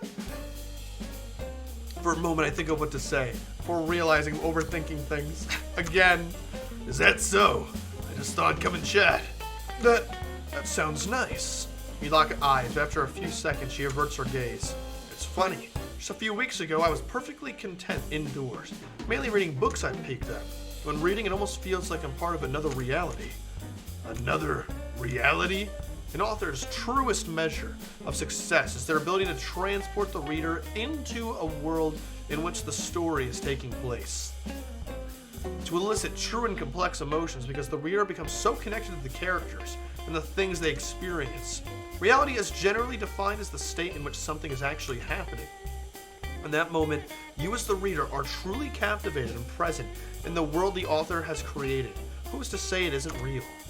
I don't know if I can contribute to anything worthwhile here. Yep, you're so dumb. The passion, elegance in which she speaks when she's talking about literature is intoxicating. Oh, sorry about that. There I go again, inconsiderately rambling along. I wasn't thinking that at all, Yuri. Actually, I think you made great points. Not that I have a ton of experience with books, but I've gotten so immersed in a video game before, turning the computer off seemed to be relating reality rather than coming back to it. Thank you, Yeffy. Awooga. I guess what I'm trying to say is I'm starting to enjoy my own reality more and more. May I ask a favor of you? Of course, Yuri, what is it? You see, I tend to burn quite easily in the sun. I was wondering if you wouldn't mind helping me apply some suntan lotion on my back and shoulders. My mouth goes dry.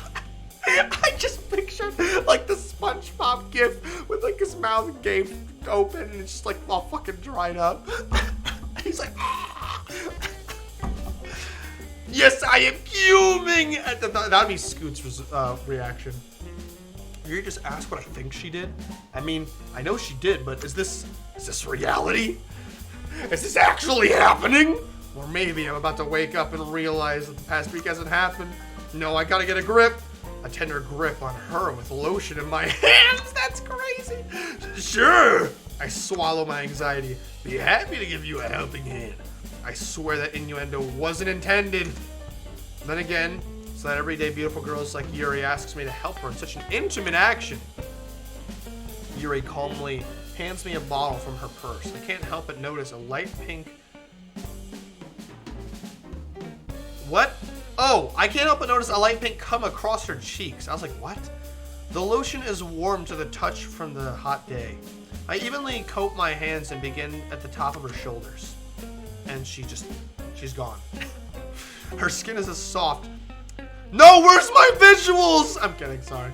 Her skin is as soft as silk and fair like the frost of winter's first chill.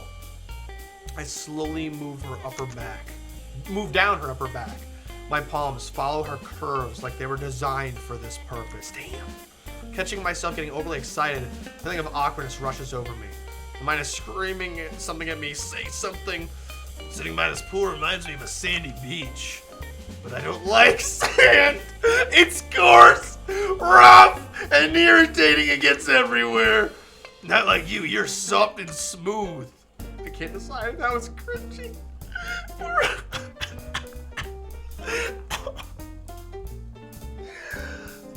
Also, what do you mean the light pink cup? What do you mean by that? I can't decide if that was cringy or just me saying something. I can't read the line.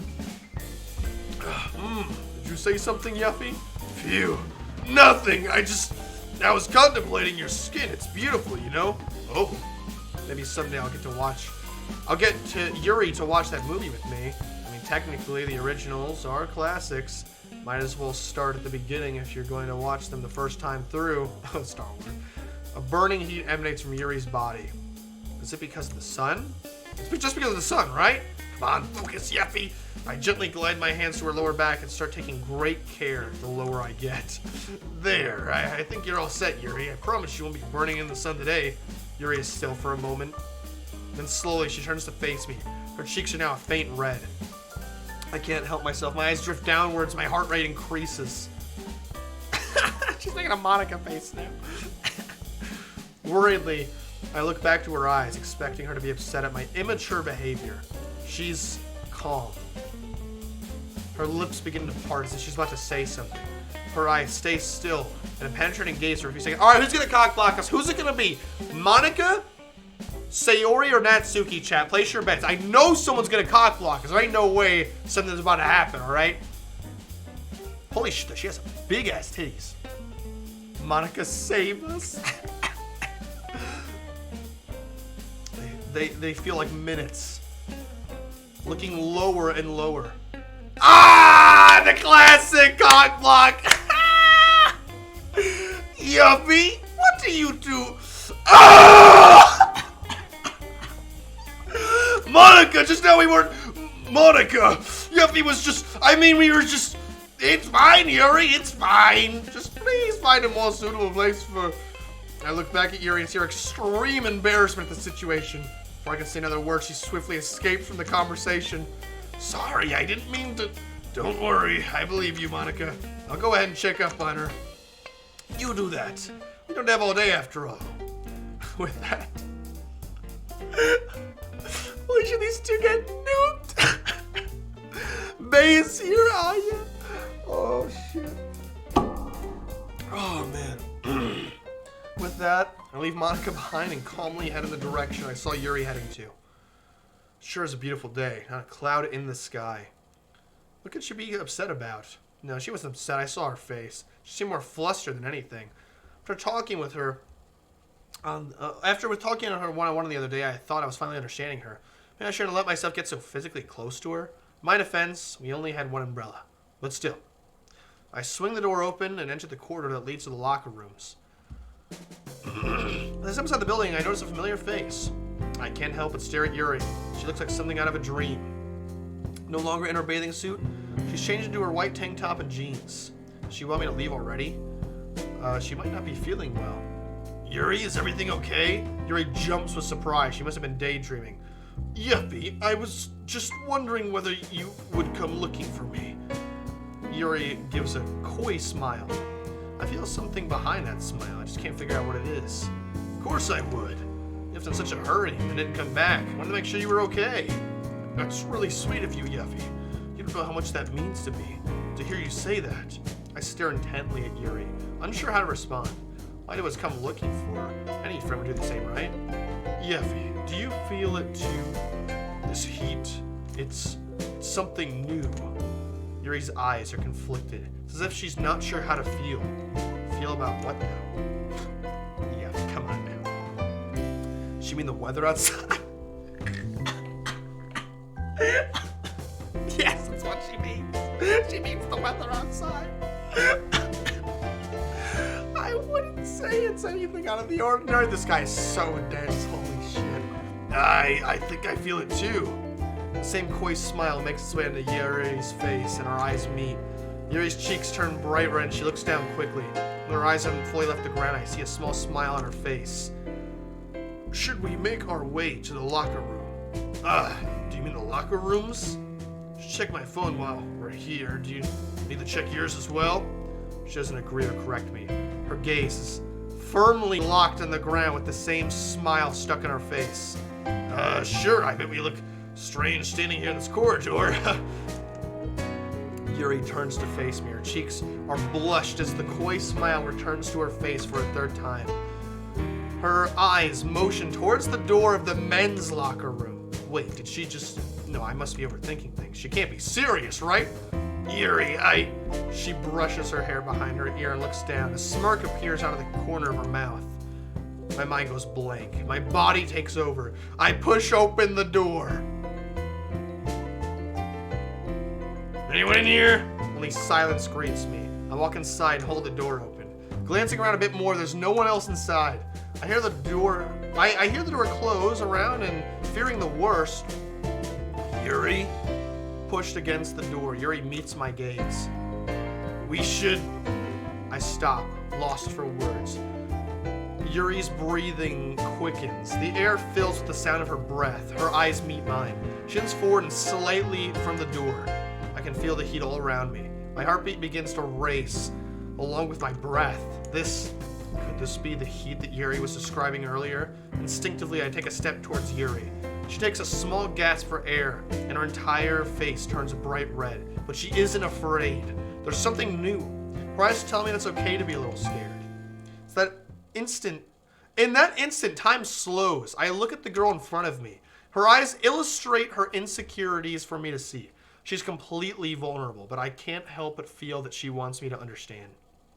I look at Yuri, knowing my emotions are written all over my expression. She leans in, slower than before, but this time never leaving my gaze. There's a knock at the door. Yuri lets out a quiet gasp and clutches her hands firmly over her chest. She steps away from the door in an attempt to remain unseen if anybody wants to open it. Before opening the door, I look at Yuri. She has an embarrassed and saddened look in her eyes. Whoever it is, they ruin the mood.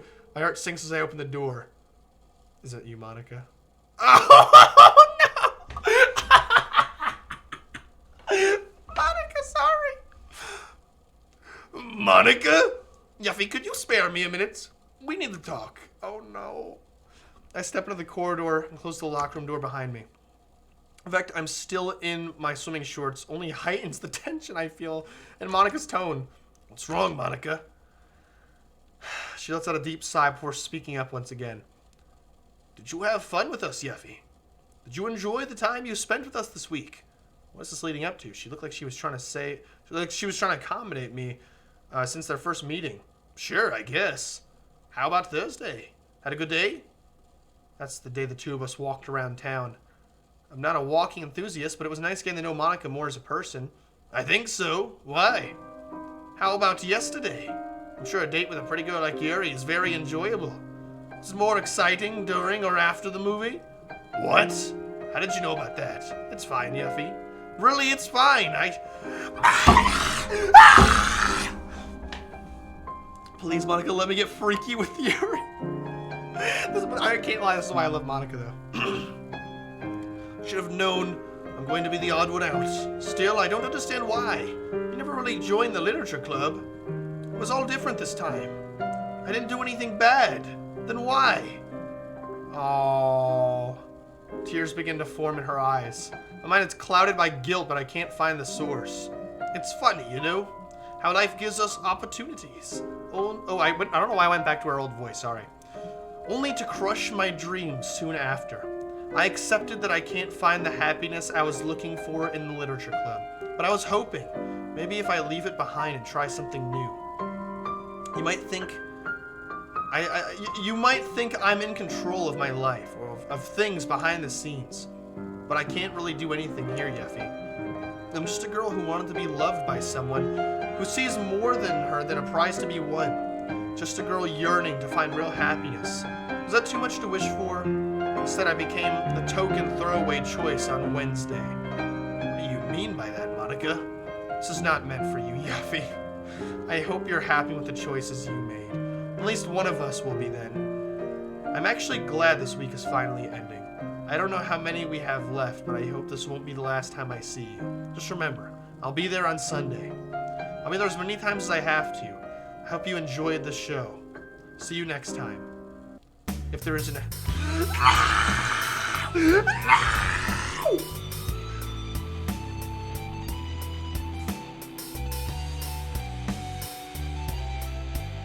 I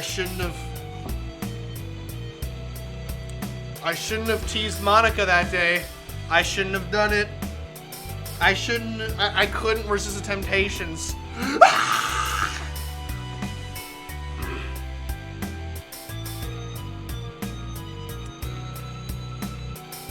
Monika is my true waifu, okay? That was literally me.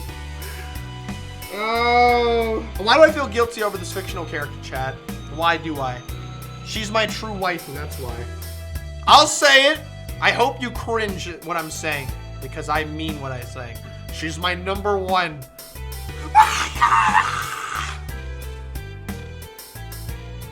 Damn it, I have to do a Monika route now to cleanse my soul!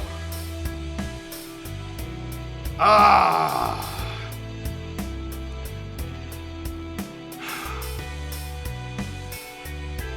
Shit, man. The Yuri route was good, though. I really liked the date night with the... that was nice. Ah, man. The cycle repeats. I am going to do a Monika route, and I'm going to do it again and see the endings. And I should be able to skip through the stuff we've already seen. The movie night was peak. It really was. I liked that. The first night was the first day was fine. Obviously, the Monika date was great. The Yuri date on the third day with the movies was fucking great. It was very long, like tastefully long. It didn't feel like it was trying to undersell itself. And then the final day was very funny and enjoyable until the end. Monika, I'm so sorry. God damn it. I bet I would have seen the ending if I didn't go after Monika. I probably shouldn't have, because she's the only one who would have known. But maybe that's not true. Maybe it's like written where the Sayori or Natsuki would show up at the end if you... Oh, man. Damn it. Arrgh. I feel like that skeleton right now. Alright. Well, shit. No more Yuri cutscene. Oh, dude, Doki Summertime is so good. I fucking love this mod, man. This mod is so good. Definitely doing more soon. I want to do that next Monika route. I'm going to have a fucking good-ass time with it. Oh, shit, man. And I don't think I've ever seen Monika First Day. Or at least I don't recall Monika First Day. But third day, I definitely recall. And second day, we already did. But third day... I remember it's the one where like she gets really deep and like kind of connects to the player. Oh man. Shit, man. Sorry, but this is the Yuri round. I'm talking about Monika. But yes, the Yuri round was very good. I really hope you guys enjoyed this. I really fucking want to do more soon. I'm assuming everybody here wants to go to bed, so I gotta resist temptations. I'm doing it now. But more soon. Definitely. This is fucking awesome. Oh man. Good stream. It was real good. Hell yeah. Oh, that was a fun time. I guess I'll eventually try the Natsuki route. It'll kill my fucking voice. I might have to get somebody to voice Natsuki if I'm doing that. Holy shit. More soon, please. I honestly wouldn't mind doing it. Well, I probably won't do it tomorrow, but next weekend I might do some. Probably will do some. Oh, man. So fucking good. Ah, I love this game. All right, I'm gonna shove. It's really late, actually, so I should head to bed now. Goodbye. Yes, good night, everybody. Nighty night.